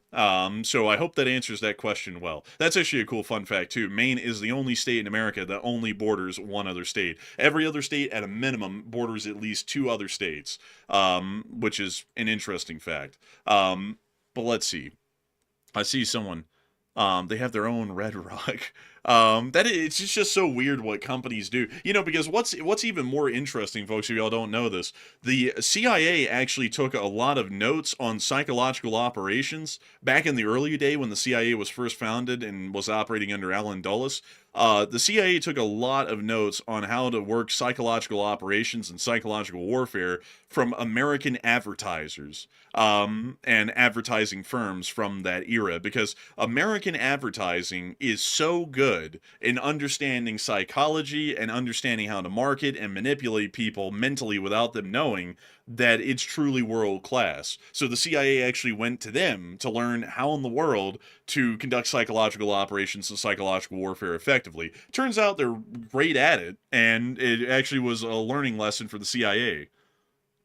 Well, you know, the government, fun fact, the government's not really good at anything. Like, to be perfectly honest, they're really not good at anything. So they always have to go to the private sector to get help. Like, for example, with cyber operations, they still go to the private sector to get help with that as well. There's a bunch of consultancies that work on behalf of the government for cyber operations. They contract a lot of that out. They also have their own internal units, obviously, that are very famous, like in the Space Force and things like that. But they also contract a lot of it, too, to private agencies. I actually know a couple of people that work for those private contractors that do cyber defense for the government. And you actually have to get security clearances for that as well. It's that serious, it's that high level. So they contract out a pretty good bit of that work. And also, like, for example, disaster response. I pulled it up just to make sure. But Walmart was actually quicker to get goods and supplies into the area affected by Hurricane Katrina back when that happened than FEMA was able to do. So FEMA saw that and said, well, damn, if Walmart's able to do that better and get the goods in before we can, we need to copy that because we're the government and we should be the first ones there. So that's where they generally started taking inspiration from Walmart's logistics model and started implementing that into the government, which is kind of fascinating.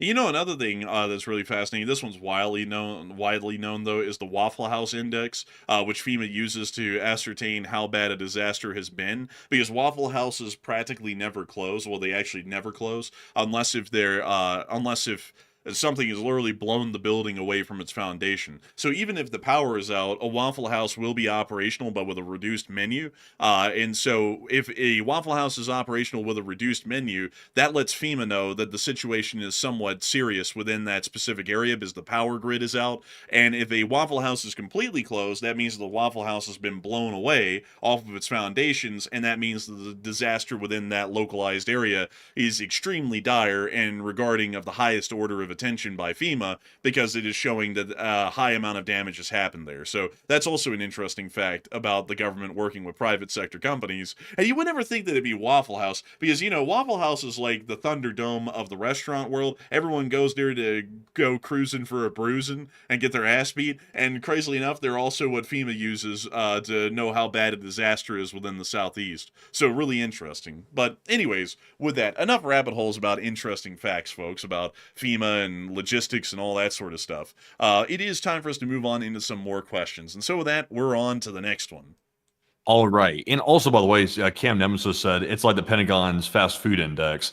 You know, I think they had definitely caught on that people like us, OSINT people, were using the Pentagon fast food like pizza index to figure out when the Pentagon had a late night staffing, usually indicating that something major was going to happen around the world. I think they let that go. Like for a while, they were trying to skew the results by ordering pizzas, you know, at random times to sort of throw it off so you really couldn't follow it. I think they've stopped doing that because it looks like it's gone back to status quo for the most part. It's usually gone back to being pretty reliable. So I think for a short time they were doing that to skew it, but it's been stopped. I think it's gone back to being a somewhat reliable indicator, which is good for us because we actually use that quite a bit. But moving into our next super chat here, this one goes to Old Warrior Fella, and he puts in a $20 support. And thank you very much, Old Warrior, for that support. He said there's a video of that helicopter actually flying into a house on the beach, and it lit up like helicopters do, 4, 200, and 3, 300.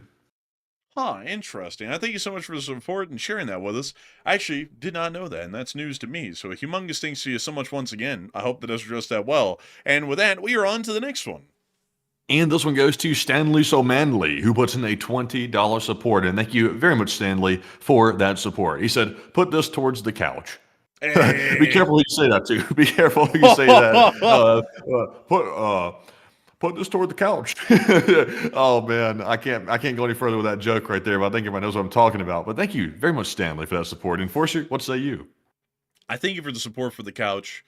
Thank the Lord that was not sent to the wrong person, because that could really throw things off badly. Askew, I would say. But still, a humongous thanks to you so much once again for the incredible support and helping this channel to keep running. Because it is folks like you who help to make this channel possible and will help us to one day have a nice couch to sit on at some point.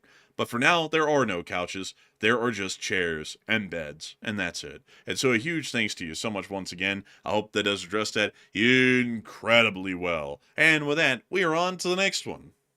And our next one goes to James Hughes. And James puts in a $20 support. And thank you very much, James, for also being a longtime channel legend. And we do appreciate that. He said, with the severe lack of fuel in Crimea, could the Ukraine military consider landing troops at a Crimea airport? And would the USA sell AC-130 gunships to Ukraine?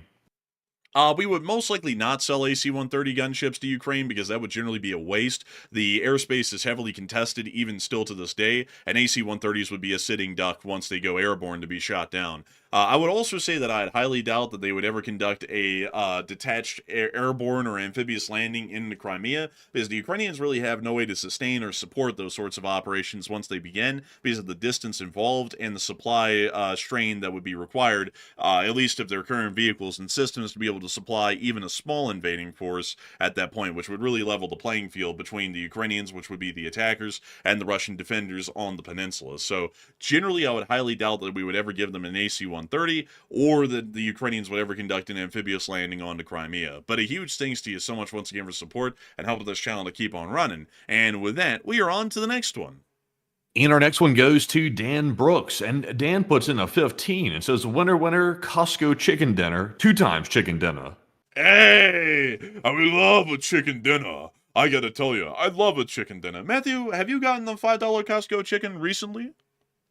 Honestly, I haven't gotten one recently. I actually went with something different out of there rather than the Oh, Costco chicken, to be perfectly honest. But I gotta get one, like from time to time. I have to get some because I like that Costco chicken. It's very tasty, so I have to get some.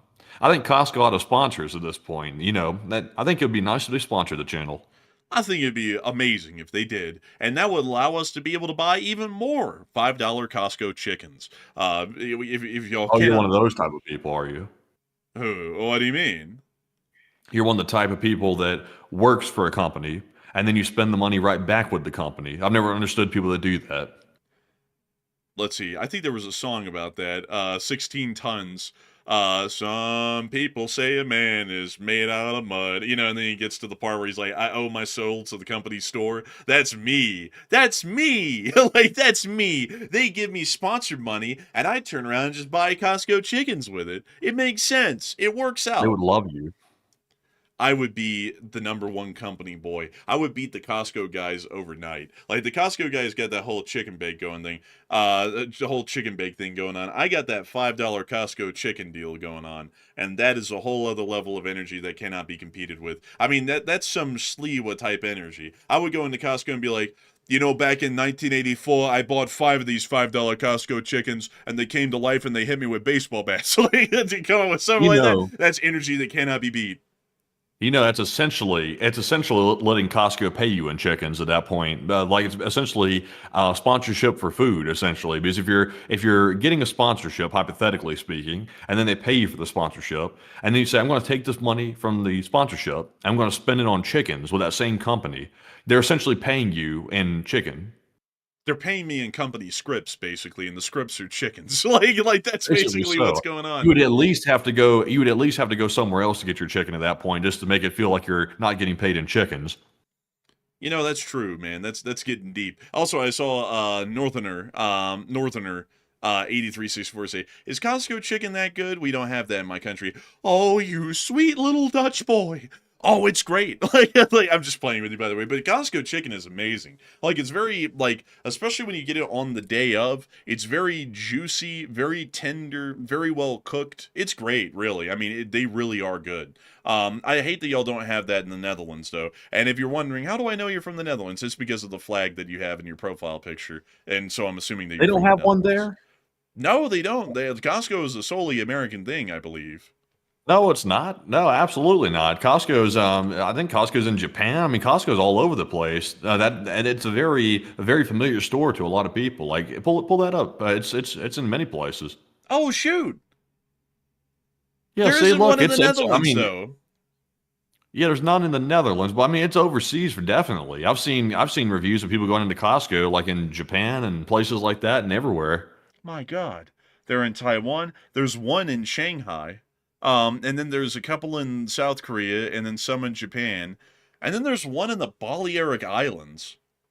Why is there a That's Costco in the weird. Balearic Islands? Well, let's go pull up that Costco. Like,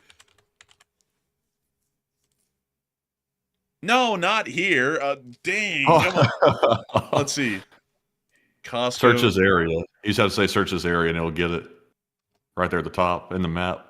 This one? No, see over there in the middle of the map, it says search this area. Uh, There's not one there. well, why does it say that there's one in the Balearic Islands right there? Like, why is it saying that? Why is it saying that? Why is it doing it? Huh. Well, let's go up here to France. Let's search this area. We do not want a world Oh war. my God, they're opening up more of them in France. There's 3 of them now. They multiplied. That's what they do. They start multiplying them. What does a French Costco look like? Huh, that's interesting. I've never seen one set up like a business fair. Oh my God, the Costco guys went to the France one too. No, that's not even the French one. That's a totally different front. This is the front of the one in France. Why in the world That would they looks, have... look at that little truck out front right there. That's pretty cool. They got like Kirkland on the side of it and everything. That's pretty neat. That is crazy. The way they market to the French. Look at this. This thing must have opened recently because all these photos are from like October and November of this year. Yeah, it looks like they just broke ground on it or something because it was like still dirt and everything next to the building. Man, Costco wholesale. Mindu privilege. Oh, man. I got that memory privilege. Man, I got that Mindu privilege. Man, it's like, wow, good for you. Let's see. Let's take a look at Britain. Wow, there are a lot of them. Let's go look at the one in Leeds. Did you know the best way to rizz up the ladies in 2025 is to flash the Costco members card? Really? Yeah, I was told that by nobody. Oh, wow. Like, wow. That is so cool. This just looks like a Costco, really, you know? Oh Like, yeah, they're all like uniquely identical. That was a contradictory statement there. They're all consistently identical, I meant to say, not contradictorily, whatever. But anyway, oh look, they have an ice cream cone at this one. Do you see that? oh my god, it's gelato and sorbet. Yeah, that's unusual. I was not expecting that in there. Oh my god, they got an Aberdeen Angus cottage pie on the menu. I thought it said jackass potatoes for a minute, and it says jacket potatoes. What the hell's a jacket potato? That's a potato that wears a jacket. that's a fine, upstanding potato there. Hmm. Did they have anything else interesting? Oh, look, they have cakes. They have cakes. There's that damn sofa. This was another place I was looking for furniture. It was Costco, and there's that exact dang sofa right there that I was looking at.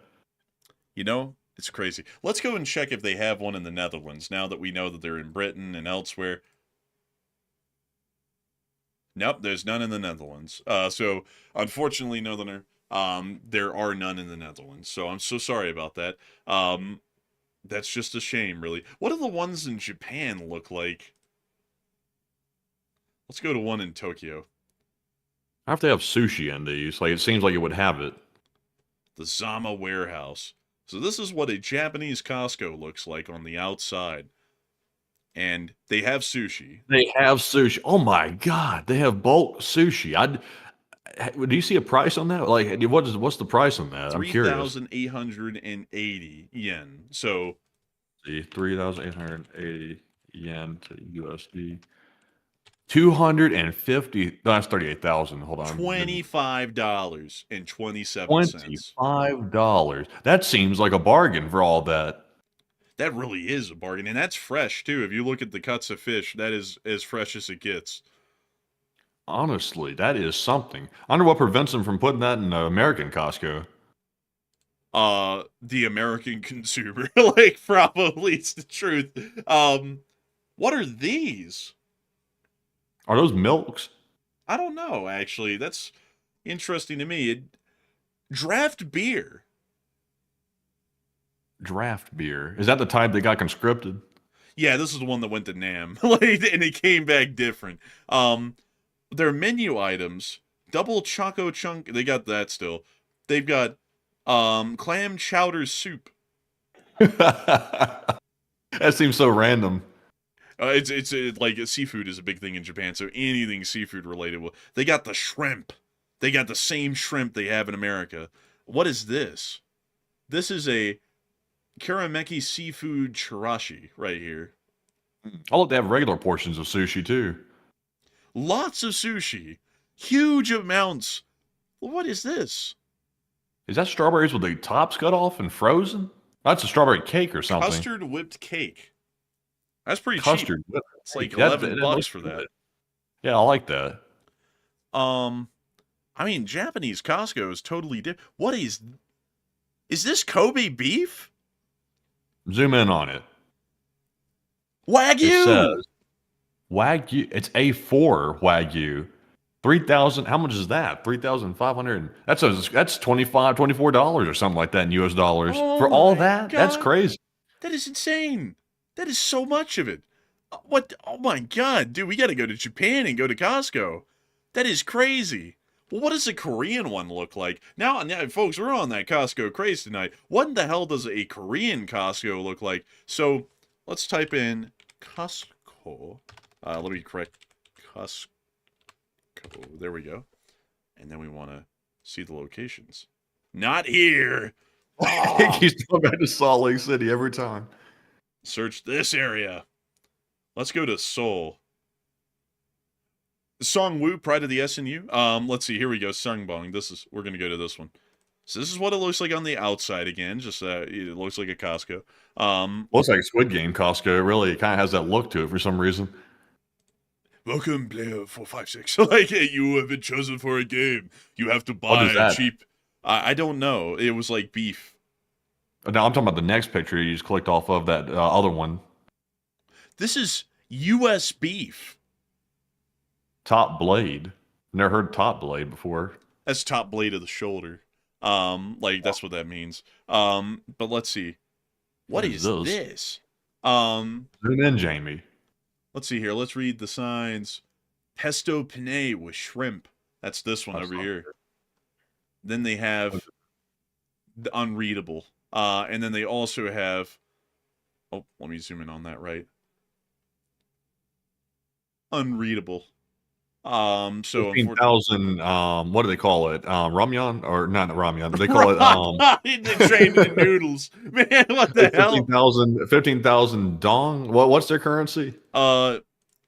South Korean. It's the won. Won. Okay, won. So if you put that in, 14,790. That's $10. $10 for a what again? What am I getting for my money? For $10, you're getting one of these. Okay, it looks like that could be macaroni. Might be. Like, it may be macaroni. Wow, that's like from the little cafeteria thing, and that's like really good. Let's see if we can get a picture of there's the chicken bakes. That's normal, but we want to know about what their regional food items are. Jumbo pork bake, chicken Caesar salad. They have a bulgogi pizza. That sounds like it could be good. And then they have a hot dog set. Hot dog and soda with refill. Mushroom Honestly, soup. just seeing these prices, like the 2,000, 4,500 and stuff, just like throwing me for a loop. I'm thinking, dang, you gotta, like, it's a lot, but really it's only like a small amount of USD, so it's not too bad. So a hot dog in South Korea is 2,000 won. So that is $1.37. How much is it in America? I think it's like $1.50. Okay, they get a little bit cheaper over there. Yeah, they were like slightly cheaper. They also have mushroom soup, tteokbokki, and churros, which is random because that's a Mexican thing. I don't know why they have churros. Just random churros. Honestly, it seems like there's a lot of random food just thrown in at some of these Costco food courts worldwide. It's kind of wild. Yeah, it is wild, like, honestly, because it's like churros and Seoul, it's like that just seems really off. Like it doesn't seem regionally appropriate. We also have blood and plasma, which you can get at the South Korean Costco's in Seoul in the bag, ready to be transfused. That looks like soup, or something. Zoom in on that. What is it? What's it say on the label? Oh, you can't see it. Yeah, I can't read it, unfortunately. Green and red. Pick your choice. Man, this is the blood for Vulcans from Star Trek, and this is the blood for the normal people. Ooh, what are these? That looks like cheesecake. Kind of does, but it looks a little different though. It doesn't look exactly like a cheesecake. It looks like something that might be South Korean. And other Costco's looks like they're crowded. Look at that, how they just throw that meat in there like that. That's a lot of money right there sitting in meat. At least for American prices, that's a lot. That's a small fortune right there. They got hot dogs in the boxes ready to go. Wow, they got pickles on the hot dog. Oh, those and are jalapenos. Jalapenos on the hot dog and cheese already on it. That's interesting. I've never seen like a gourmet hot dog in a box. That doesn't really look gourmet, honestly. Like that's like a slab of American cheese. Yeah, that's gourmet to me. Man, that's gourmet to me. Like, man, like, okay. Oh, man. Shoot. Oh, wait, this is the cafeteria? What in the world? Why does this look like a bomb shelter from the war? The back rooms, the cafeteria here, you go into oblivion to eat your glizzy dog. Bro, dude, when you sit down here, man, you can hear the faint sound of German bombers overhead with air raid sirens going off in a muffled tone. Why does Rumor has it this is where they went when President Moon or whoever his name was had a little issue politically. This is where they all went. They crowded into the Glizzy Dog Eating Center in Costco. That is crazy. What is this? What is this? Oh, it's just the chicken. It's just the chicken. Okay, so they do have the $5 Costco chickens, I'm assuming, in South Korea. What is A this spam gift combination? box. Damn, that's expensive. 25,000 yuan. That is $17 for this thing. Whoa. Whoa. Whoa. Like, what is the liquid, though? Like, I feel like a spam alcohol pairing would be the oddest thing to have, but I'm feeling this is the CJ Special Set CC. The CJ special set. You gotta love it. You know, I'm not. You know what? We're just gonna move on. Like we're just gonna get Look, on is it out on of the here. rotisserie? Oh no, they got the bear. What's the bear say? Come on, it says something here. It says, oh, they don't put it in English. Like you don't get the privilege of reading this. They have the mask on the diaper on the bear. Look at that. This is from September of 2020. So this sign says, "Wear this, or you will be arrested." Most likely, I would assume. Given the Oh, time. they have Moet. What? They have Moet. You know that fancy wine that all the like posh travel vloggers talk about. Oh, they have Moet waiting for me on ice in the room. Oh yeah, I know what you mean now. Man, look at that. Goodness gracious. Oh, look, it's U.S. politicians trying to negotiate a deal. Man, shoot, man. I was about to say that I didn't. Crispy fried fish meat. Ew, what the hell? Man, that's That that kind sounds of stuff nasty as that wouldn't hell. appeal to the American diet at all. Like, I could never comprehend eating that. Man, that's what I looked like after I got done eating that. This guy right here, he's like a stopper. Man, big stepper. Like, man, man. Oh, man. Oh, dude, I gotta tell you. Oh, look, I forgot. Christianity is a big thing in South Korea, so they got, like, the nativity sets and everything. Did y'all know that? Did y'all know that Christianity is a big thing in South Korea? I bet y'all didn't. It's not big in Japan, but it's huge in South Korea. So they usually have a lot of stuff like this, when Japan wouldn't. Which is really interesting. But anyways, what is this? I was like, Chonghua roasted sesame. oh, it's sesame. Do you just eat it that way, or do you add it to Oh, it's a something? topping. You add it to the top of stuff. You shake it over the top of stuff like salt. That's kind of bizarre, though. You know, like I've never seen that before. Like, to be entirely honest, what is this? Oh, is that a fish pie or a meat pie or something? Unfortunately, it doesn't say on the label. The label is entirely in Korean. Um, it's a shame. I wish I would. Wait a minute. It's an apple tart. That's what it is. It's an apple Oh, tart. it's an apple tart. Wow, that's something else right there. Oh, that's wild. I have never seen an apple tart look like that. What are these? What the It's hell is a that? potato stick or something. I can't like really tell. What's that say up there? Fresh sea squirt. What? I plead the fifth. Yeah, I plead the fifth, man. I'm not Hang gonna on, figure like that one pass out. on that. Yo, Diddy, like a pause. Hey yo, hey yo, hold up. I gotta be honest with y'all though. These what is that? Oh Oh, my look, it's a god, scrap special. it's the octopus and seafood stew set for 30,000 won. Yeah, I'm gonna pass on that. It looks like junk. They got the octopus, the crab, they got the clams, they got the shrimp, they got it all. Honestly, I gotta be honest with y'all. This whole South Korean palette thing is really starting to evade me at this point. I really don't know. What is this statue?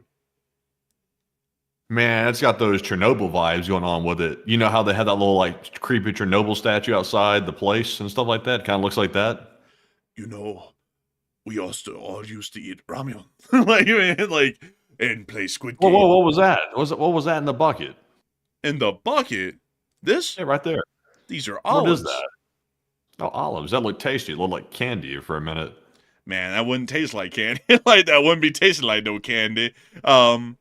Oh my goodness. Wow, those fish look great. Those are great looking fish. Those look great. Well, Fantastic fish. anyways, Andy, how many super chats do we have left, mind you? Mind me. We have a 12. Oh, that's not that many. Well, anyways, outside of that rabbit hole that we just got done with, unfortunately, there are no Costco's in the Netherlands. But the Costco $5 chicken is to die for. It's delicious, and it's well worth its money because it's a lot of meat for $5. So, with that, I hope that does address that the best that we can. That was one hell of a rabbit hole right there. I don't know why we even did that, but I hope y'all enjoyed it. But with that, we are on to the next one. All right, and our next one here goes to Plant Lord, who puts in a 10. And thank you very much, Plant Lord, for that support. And they said, great stream as always. And my question is, with the massive water shortage in Iran, how will this affect their reactor and nuclear program with no water to cool them all off? It generally won't, because most of the reactors that are water intensive, really the only ones that are operational in the country right now, are in the city of Bushehr right here, and these have their own water supply, generally provided from the sea and the desalination plants within the area. So I hope that does address that well. Generally, it will have no effect at the moment, and also most of the research reactors are even outside of the area of Tehran and elsewhere where the water supply issue isn't really a huge concern yet. But a huge thanks to you so much once again. I hope that does address that well. And with that, we are on to the next one. And our next one goes to Stanley So Manly once again, who puts in a 10. And thank you very much, Stanley, for that second support of the night. We do appreciate that right there.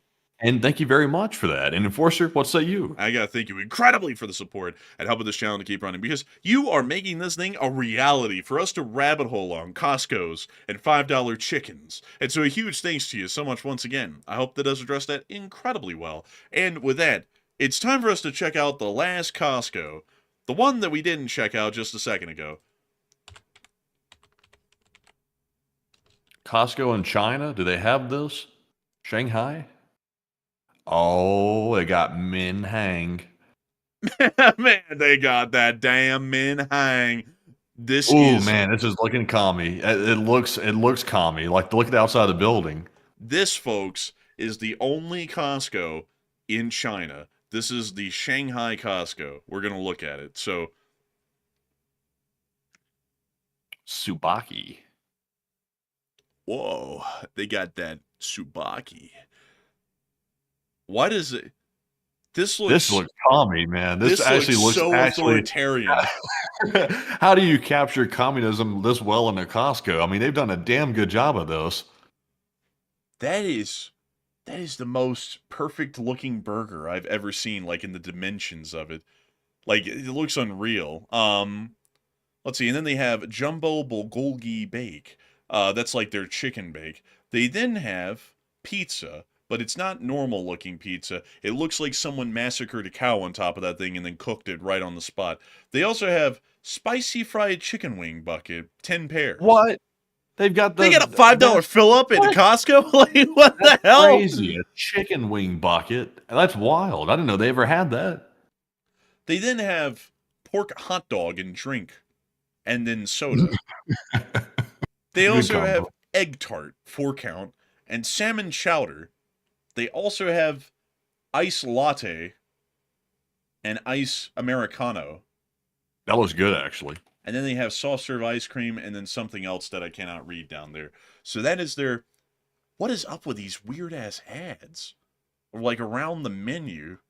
Look at that one. That ain't even the Duracell bunny. Like, wait a minute. Duracell doesn't even have a bunny. That's Energizer. Is this a rip-off Duracell company? Man, I didn't realize that you said that, but I don't think Duracell... Yeah, the Duracell, there's no bunny with Duracell, I don't think. I don't know what Duracell's creature is that they have, but I don't think it's that. Where they have a bunny? What the hell? Since when? Why does it look like that? Oh, they're fighting in court over it. This was in 2016. Oh, damn. That's a long time ago. I wonder who won that battle. Apparently Energizer wow. did, I'm guessing. Yeah, I think there's the answer, I think. Oh my God. What the hell is that? It turned into it went from being a bunny rabbit to being a bear? Huh. I've never even seen the bear. I've never seen a bunny or the bear. I've just always assumed that Duracell would have a mascot like this. Holy smokes. Oh my God. That's like, is that damn, what's it called? Garfield? Dude, this is called Copper, and he's tweaking, man. Like, this is the real mascot that they don't want you to see. What the hell is this bunny doing right here? Why is it looking a little freaky? Like, what the freaky ass rabbit? I got his tongue out a little bit. Man, this thing kind of freaky. Oh my god! You know what? We're gonna move on from that. So apparently they do have this rip-off mascot. Apparently, so interesting. Did not know that. Let's look at what they have in the store. I don't know what those are. This just doesn't look like a Costco. Let's see some more products. Let's see. Mixed nut. nut butter. Like Oh, mixed. butter. Man. When, Isn't that peanut butter? I no, it's just mixed nut butter of nuts, multiple different kinds. You know something, folks. That's something that you might be fine with hearing in a Costco, but if you went to a certain kind of a bank, you'd be very scared if you heard that same phrase used in a different sort of a bank. But let's see, matcha custard croissants. They're filled with matcha custard in the middle. Yeah, I don't know how that would be. I don't know how that would be either. What the hell's this? Did they slap a beef? steak on top of something else? What did they slap? Is that a steak? Yeah, it's a miso beef sukiyaki. I don't know what that is, but oh, they got Driscoll blueberries. Oh wow, that went a long way. that went along. Chicken thigh skin on. Chicken thigh skin on. Man, that's interesting that they had to clarify that. Santa Margarita. Plenty of booze. Lots of that. You know they gotta have it. Do they have Maltai in here? Like, this looks like Maltai might be lurking around somewhere. No way.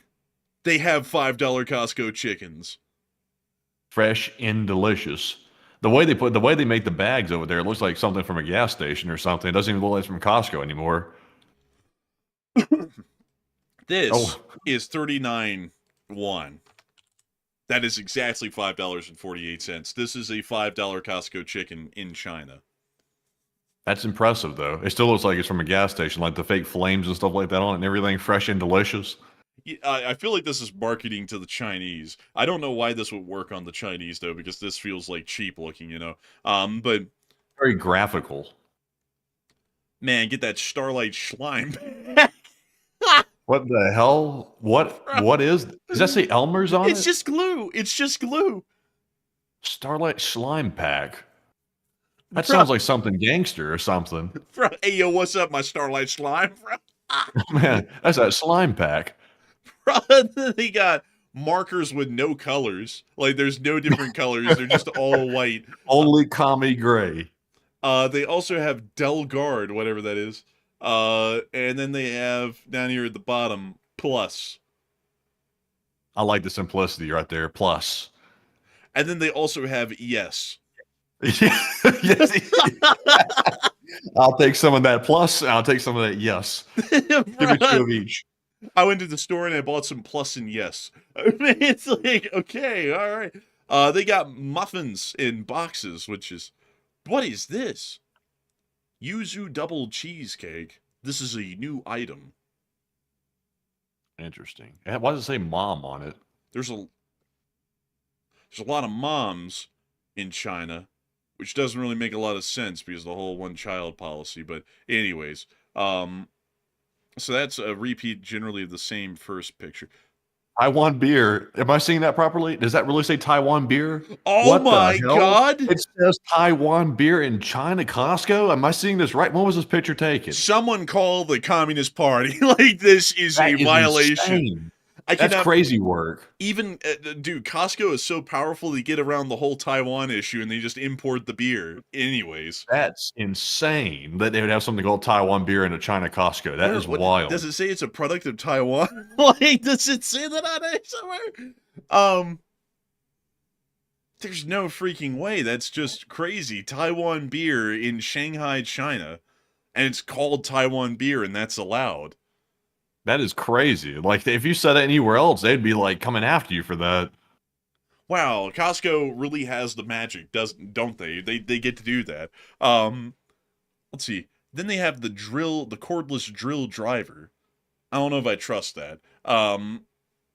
Let's see.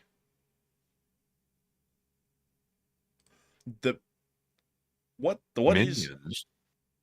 They got, like, an obsession with Minions in Asia. I don't know why. Because I find them kind of annoying. Kitty. Yeah, and Hello Kitty is a big one too. Yeah. What are these? Abalones. You can buy abalones.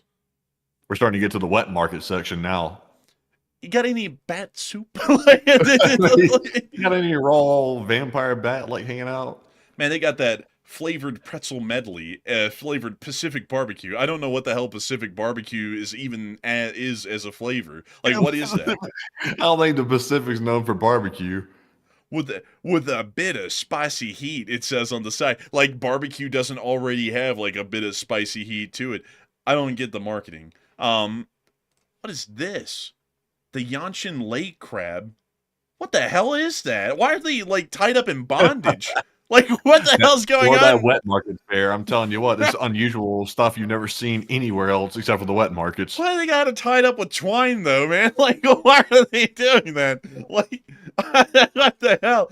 Oh, look. Oh, my God, it's Maltai. Oh, It's my the God. Maltai. It's actually it. How much is it? Oh, my God, it's expensive. Oh, my God, it's the real How price. much is that? That's I cannot believe it. I called it earlier. I told you it looked like I had to look for Maltai in here. That is like on par. That's $150 for these little things. So that is like normal price. That's wild. Like, they actually have Maltai in bulk in here. That's crazy. Also, by the way, if you don't know, Maltai is considered extremely like sacred in China. That's like the prized alcohol. I don't know if it's like a grain alcohol or what it is, but it's extremely sought after. And it comes in those. There's a picture of it right there on the side of the box. It comes in that like bottle that kind of looks like a lighter fluid bottle or something. It kind of comes in a weird looking bottle like that, but highly sought after. So the story about Maltai, to give you a little reason why this is big in China and really significant to him, is that during Mao Zedong's Long March, where he took the Chinese Communist Party and marched them to the mountainous city of Xi'an, on the way they made it to this area called, I forgot the name, but it had Maltai. This is where the Maltai is from. And they used the Maltai to drink and also cleanse the wounds on their feet from the Long March. So it was emblazoned in Chinese communist history because of that event, and it's a huge thing in China to this day, especially amongst people who are loyal to the Communist Party. This is like the liquor to have. I believe it is a wheat liquor, if I'm not mistaken. It's not a rice wine, which a lot of people believe it is. It is, let's see. Wheat based. Yeah, it's wheat based. So Sorghum. So yeah, that's what it is. It's a wheat-based liquor, and it comes in these bottles. Every single one of them comes in this bottle. They can be different in size, but they all have the same shape and design. There they are, right there. So you can get these in the Costco in Shanghai, which is really interesting. What the hell? Meat floss red bean bread. Meat floss. What the hell? What the hell is meat floss? That sounds disgusting. I have no clue. Look at their pizza. What is on that? Oh. What's it say? It says pizza combo okonomiyaki. I don't trust that. Like, I don't know what okonomiyaki is. What are they? Crab cake minis. Crab cake. Oh, they have those in the United States, and they have also that other thing in the United States too. And then down here they have the jerky of the Communist Party, I'm assuming. Let's see.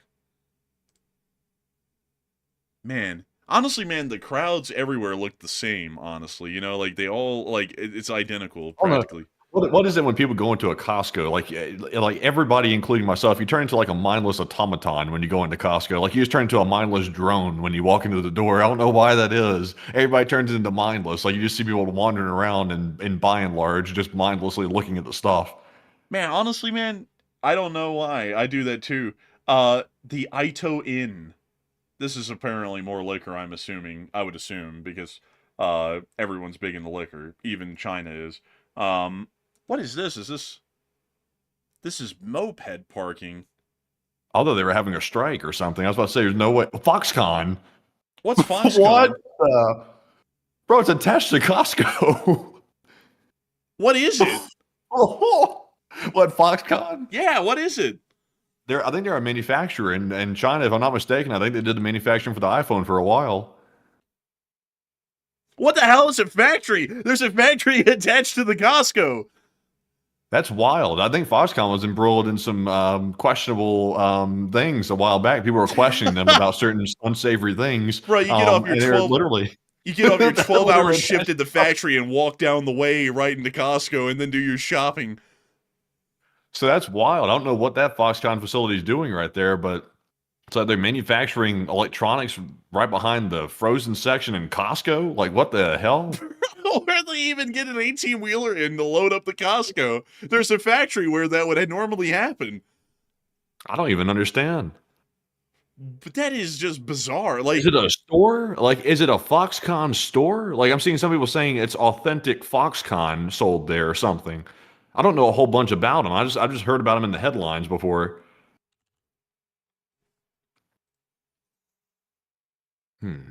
now, Foxconn is a major Taiwanese company that operates vast electronic manufacturing facilities in China. Interesting. So it is a factory. There's a picture of the factory floor right there. So there's literally a factory attached to the Costco. That's fascinating. That is very Chinese. That is very Chinese of them having a freaking factory attached to their Costco. Why'd they continue the red stripe of Costco onto the Foxconn building? For continuity purposes, I guess. Like, I don't know. Why do they have a fake brick wall to buy? Huh.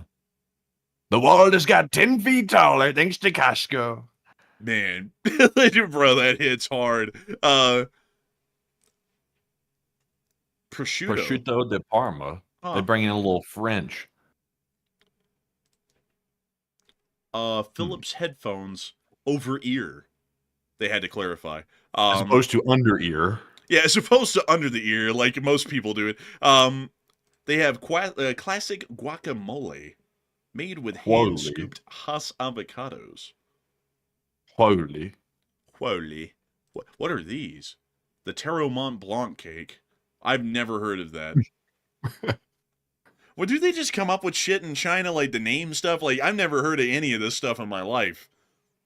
I've always found, like, from my experiences looking at the Chinese places, toothfish steak. Am I seeing that properly? Does that say toothfish steak? What the hell is a toothfish steak? Whoa! What the hell is this thing? Oh, dear God. Patagonian. Oh, yo, that's the Chinese fishing fleet. They showed up in Argentina and killed all the fish, and this is what they brought back is toothfish steak. Bro, that's where it came from. That's where it came from. Oh, no. This is what they got out of the whole exchange. Bro, Argentine fishermen went out to their waters and said, where'd all the fish go? Meanwhile, in China, toothfish steak, get them while they're hot. It's like... Ugly ass fish brought all the way around the world to sell on the Costco in China. Oh man, and then they got the morel mushroom. I don't know why is it a morel mushroom? Oh my god, they got Disney branded merchandise in the Costco in Shanghai. That's crazy. Man, it doesn't even look that good either. Why does this thing look so dirty? It's like it's been run on a road for like a little bit. I think that's the one they strapped to the front of that garbage truck. Dude, I bet you money this thing was just made in the Foxconn factory next door. And then dropped it off in here. Man, oh my god. Minions again. Take out the damn minions again. For some reason, it's beef noodles, too. It has nothing to do with the minions. Why in the world are the minions licensing out their IP? Why is that being licensed out to a meat noodle company? You know, get that bag. What? I gotta be honest with you, man. Honestly, looking at Costco's internationally is a whole... We can make a whole episode on doing this. What does that say? Min Mang grand opening on the cake. This said that Minhang. Man, that Minhang. That's where this is. It's in Minhang. Brazil bites. They're big into South America. I think they're trying to branch out. Man, they're trying to get that bricks products. Why does this look so authoritarian? Mustard, ketchup, relish. Like, that's it. Like safety signs. You know how like they have like those like safety chemical cleanup things and like Walmart and stuff like that? It looks like the like signage for that. Giant Maine Giant lobster. Maine lobster. They've got our Maine lobsters in their Costco. We should stop the pride of the state of Maine from being exported to China. Um, why are they there? Do they take these things on a plane and fly them over? That seems wildly. That's 239 won or kilogram. That's actually kind of pricey. Yeah, hell yeah, that's pricey. I guess it's because they have to fly them in, because if they didn't fly them in, they wouldn't survive on a ship that long. Let's see. One more thing before we go. Obey Minions projector. Why are they so damn obsessed with the Minions? Yeah, it's a projector of the Minions. What is this? It's the police! Why is he looking like that? Yo. He's got the troll face going on, man, from the meme. He looks like this guy looks depressed, miserable, and he also looks like he's psychotic. This guy looks crazy. Man, this guy looks like he's about to go, hey, oh, man, it's like, Bro's rubbing it in. His sign says the parking lot is full. It takes 3 hours to wait. 3 hours? And this guy looks like it takes 3 hours to wait. Go around. Bro, he's been holding this sign for 12 hours. Bro, he's seen like 4 loads of cars go in and out, and he's just done with it all. He's like, you can tell he's on the verge of snapping from that look on his face. That guy, you better be careful. This guy right here, he's on his wits end. And I'm not even gonna look at this picture and speak on it. Like, it's just gonna keep moving a little bit more, just a little bit more. Just a little bit more. Oh, me, what the hell is going on at China Costco? Bro, China Costco's are wild, like, truly. Also, do all the white people who go to Shanghai, do they come to this Costco as like a tourist attraction? Because there was like endless pictures of like American looking people in this Costco. And I'm like, what the hell was that? What was that bucket of water with stuff in it? Oh, this is the king crab. 990 won a piece. Damn. My God, that is an expensive crab. It's living too. Like, that's the wildest part about it.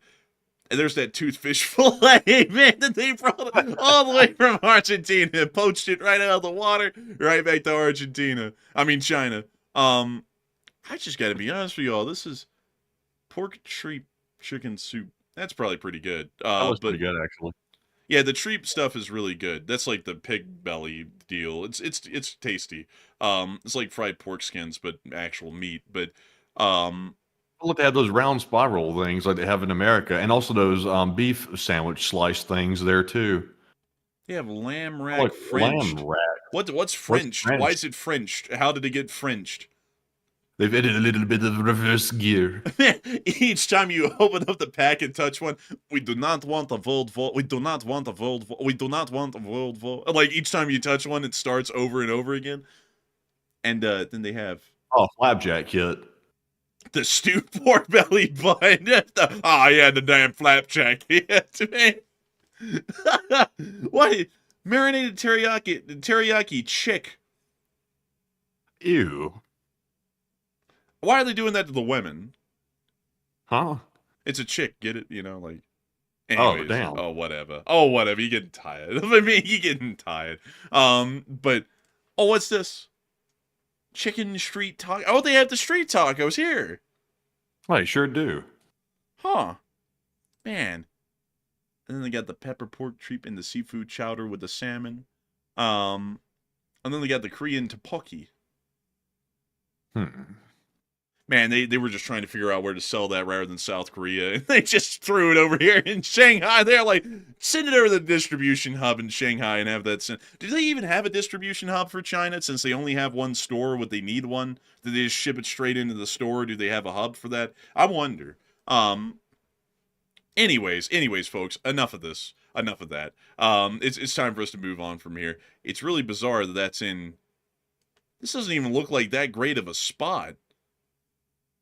Well, I mean, it's China. I mean, I'm not sure it's really getting you a great spot, like anywhere. As long as you're like at least 10 feet away from the industrial hellhole wasteland, you're in good shape. Oh, yes, look, the Foxconn working tenements. Like, here they are. Like, they're all here. Wow. Can we drop down there? No, they don't allow us to. Yeah, I feel like America is doing this too, where it's making it look slightly different, but they're starting to do this like worker housing stuff that costs outrageous prices. Oh, Oh! Is oh that my when they God. flush that urinal? Is that like a mocha coming out of the top? Like what the Oh hell? my God. What the hell is this place? This is a bathroom in China. What in the hell? Oh my god. What happened in this bathroom? Why is there And why did they mocha do a coming? 360 scan of it? Somebody walked in here and did a 360 scan of this. Bro, they saw the mocha pouring out the top of that urinal and said, I gotta document this. Oh my god. What? Why is this person taking... Why is it so filthy? What did somebody step in shit and walk into the bathroom? What? Why does it end where he's taking the picture? Like, why does it end right here? I can't take this anymore. This is enough. I can't take it anymore. I can't. Oh my god, let's take a look at another. What the hell? He did it again. Why is he doing this? This guy is the serial bathroom 360 picture taker. Wait. Oh my god, he did it again. Why is he in an empty office? Why did he do this? What was his goal? I don't even understand. What in the hell? Oh. This is freaky. What is this, man? This is freaky. This is Art Studio 1. Demonic looking head sculptures over there. Man, that be blood when he's off the galaxy gas, and then off to the right, that'd be blood when he's on the galaxy gas. What's up with that guy over here like gagging over in the left corner? You see that one right? Look at this one.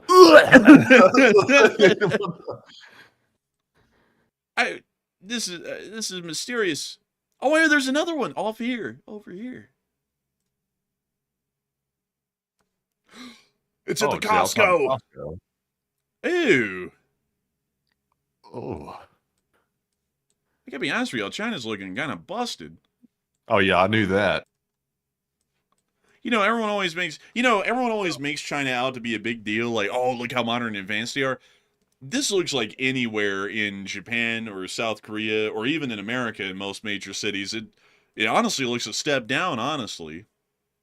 I feel like they have those cones there off to the left for those 3 parking spots that are blocked off. That's probably for the party leadership.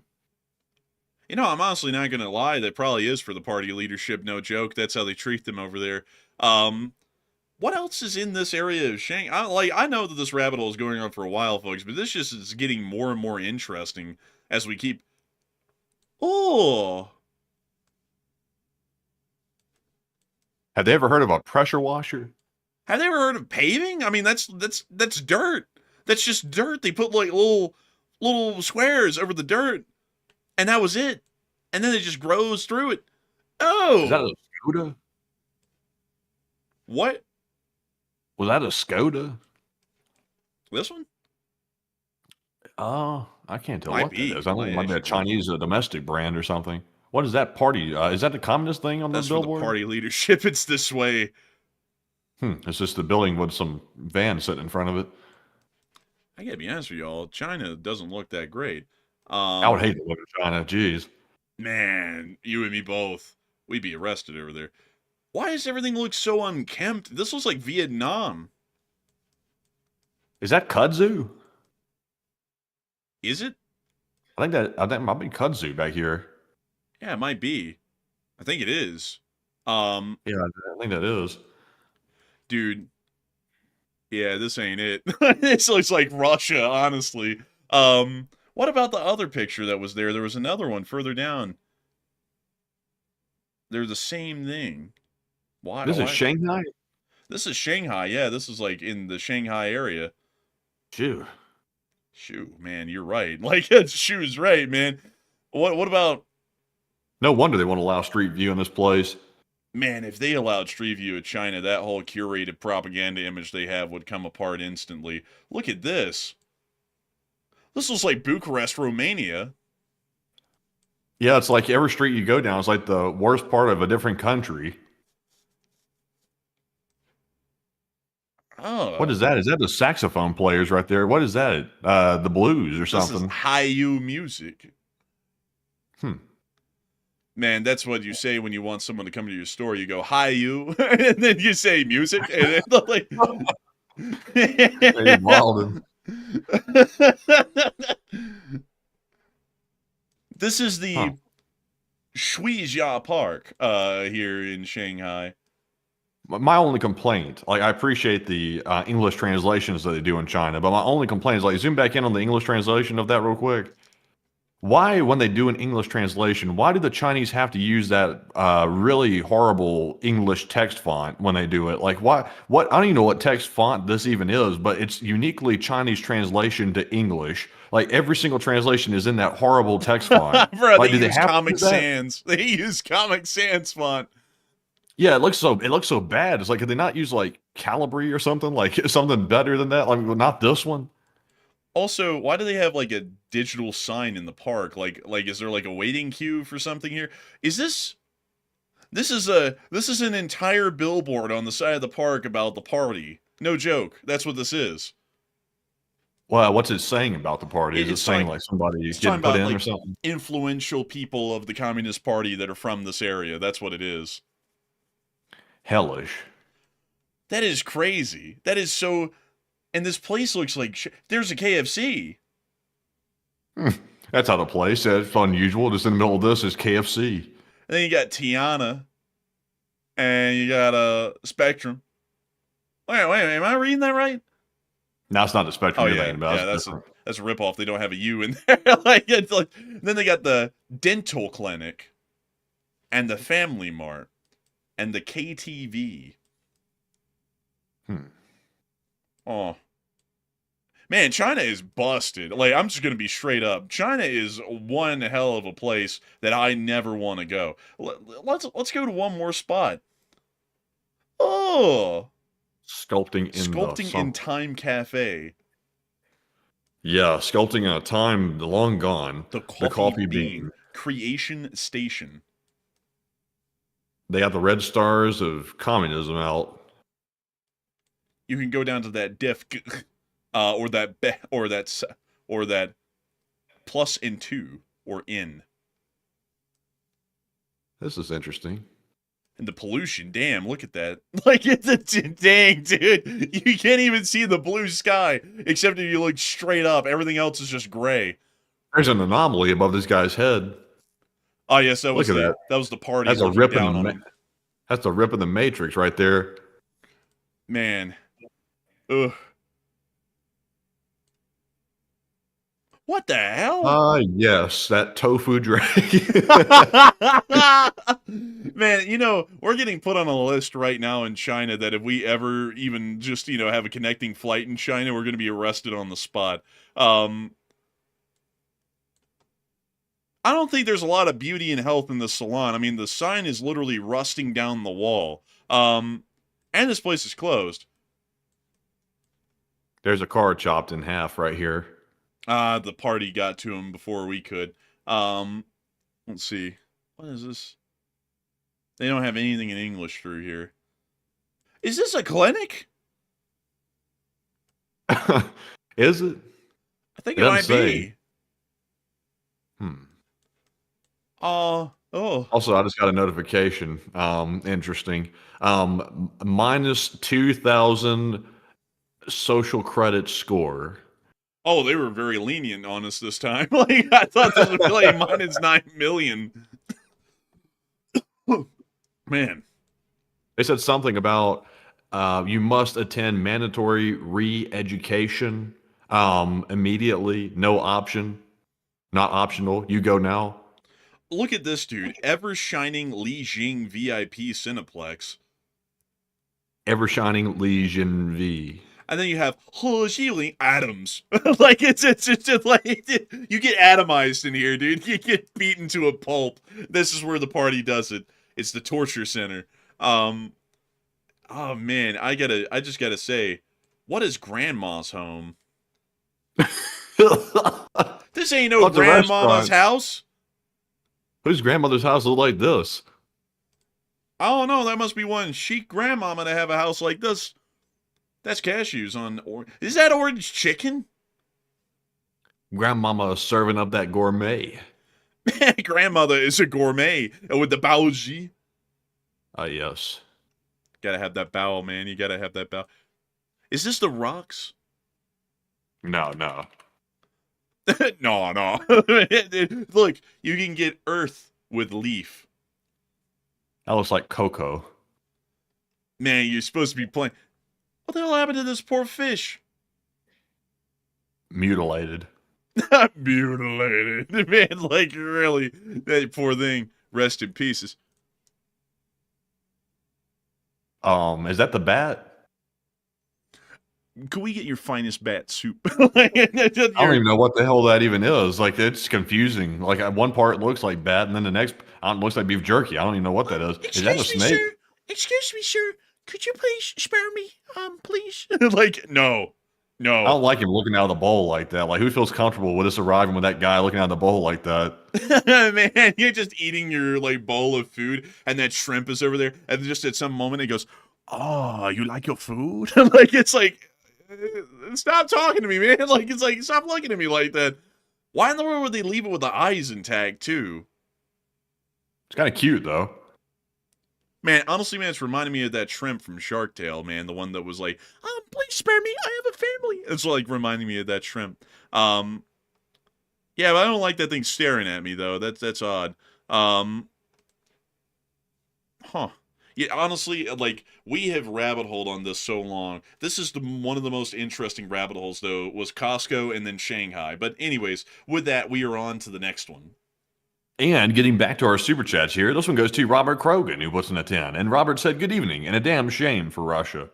And it really is. Isn't it a tragedy? But a huge thanks to you so much once again. I hope that has addressed that well. And with that, we are on to the next one.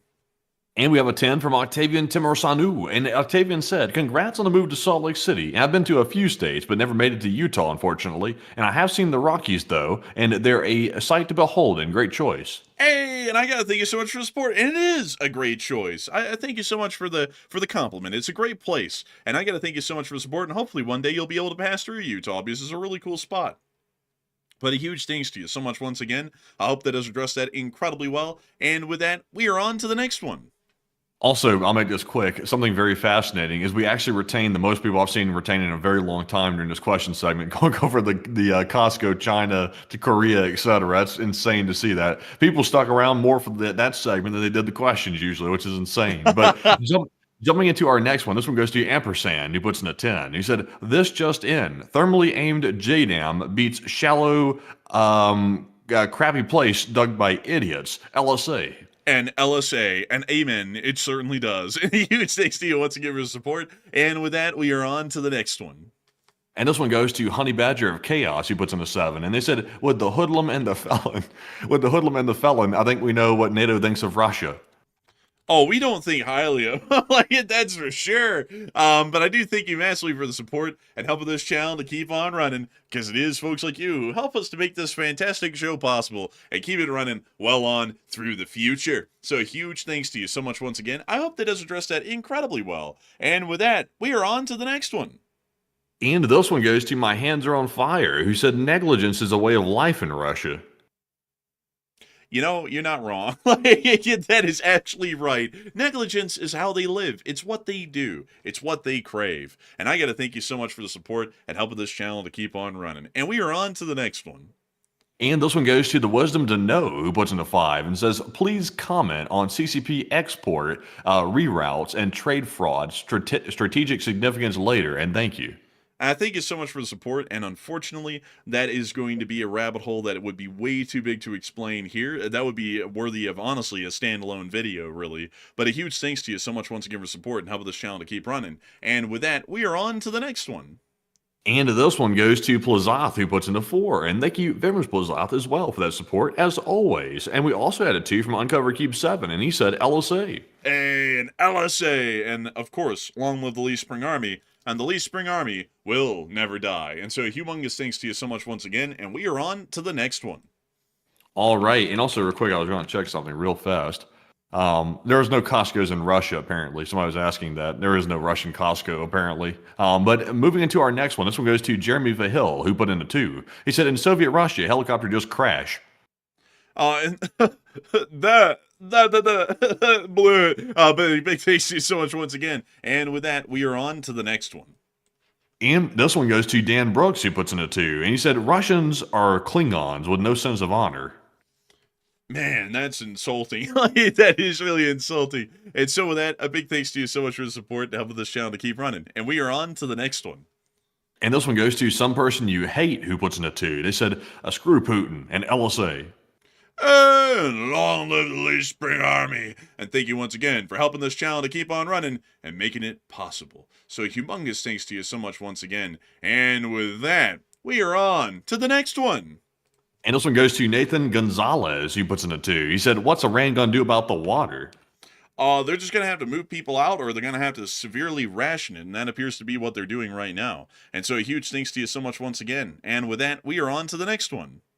And this one goes to Alex Tame, who put in a 2. He said, active duty in Japan, and Costco goes hard. And Costco does go hard indeed. I would agree with you. Costco's are pretty cool. And so a huge thanks to you so much once again. And we are on to the next one.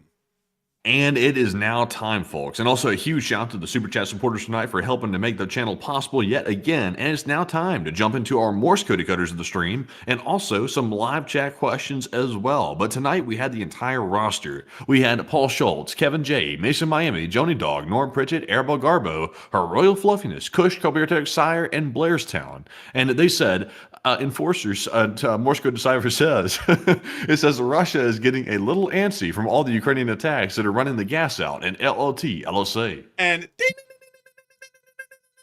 that's the sound of money. Y'all got that down on the nail. That was the jackpot of the night. I get to congratulate y'all greatly for getting that correct. Y'all are always getting that correct. And we have to congratulate you all for making sure to get the correct up until this D. And so with that, a huge thanks to y'all once again. And, of course, due to time constraints, folks, unfortunately, we'll only be able to get 3 live chat questions, and then we'll be rounding this thing on out for the night. And so with that, we are on to the third to last question of the night. And this one goes to Com Nemesis, who said, I keep hearing that Wagner was sent to Venezuela, and is it true? Wagner was sent to Venezuela way back in the day, but Wagner technically doesn't really exist anymore, so we would doubt that they're sent in any sort of large number like they operated like as the Wagner PMC up until mid-2023. So I hope that does address that well, and we are on to the second to last question of the night. And this one goes to AF Kaplan, who said, with this new escalation involving nuclear power plants by Russia, do you think Russia might try to sabotage the Zaporizhzhia nuclear power plant or, God forbid, try to explode it? It's possible. I think it's a little unlikely at the moment that they're going to try and do something to the Zaporizhzhia nuclear power plant again this soon. But it's possible in the future, and it will most likely become a rising likelihood as time continues to pass. So I hope that does address it the best I can, and we are on to the final question of the night. And so who is the lucky last person who threw in the lucky last question of the night? And that viewer is, it is what it is, who said, could the planes moving to Diego Garcia be for support for an attack on Iran that's coming soon, and now would be a good time because Iran is running out of water? It's possible. There are a couple of likely candidates for strikes that could be seen in the future, including the Al-Nusra in Iraq, the Houthis in western Yemen, or the Islamic Republic of Iran itself. So they could be going for any one of those three. So them preparing to support an operation against Iran is somewhat plausible. And so with that, I hope that does address it the best I can. And we have reached the end of tonight's stream, folks. I've got to say that we are entirely honored and greatly appreciative to have had so many of y'all here tonight. We had 12.7 thousand people here at the peak tonight, and 94,000 people watched this stream before it ended. I've got to thank each and every single one of y'all so much once again for watching tonight. Both Matthew and me are absolutely honored to be able to cover the news to all of y'all every single night. And so with that, folks, we will be seeing you all tomorrow at 10 p.m. Eastern Time to cover the next 24 hours of the news from around the world and to also run our Sunday night fundraiser. And of course, we will see you all then. And so with that, good night, good luck, take care, stay safe. Slava Ukraini, Ram Slava, long live the Late Spring Army, and long live the Republic. And with that, folks, we will be seeing you all tomorrow night, like the Enforcer said, on the Sunday Night Fundraiser stream. So be sure to join us for that. And also, be sure to join us tomorrow midday for the short war video if there is enough news to cover. Tomorrow, I will be making that video if there is enough news, and hopefully there will be. So that way we can get a midday video out yet again. But we will see you all tomorrow. And of course, Slava Ukraine, Heroem Slava, get some rest, and good night.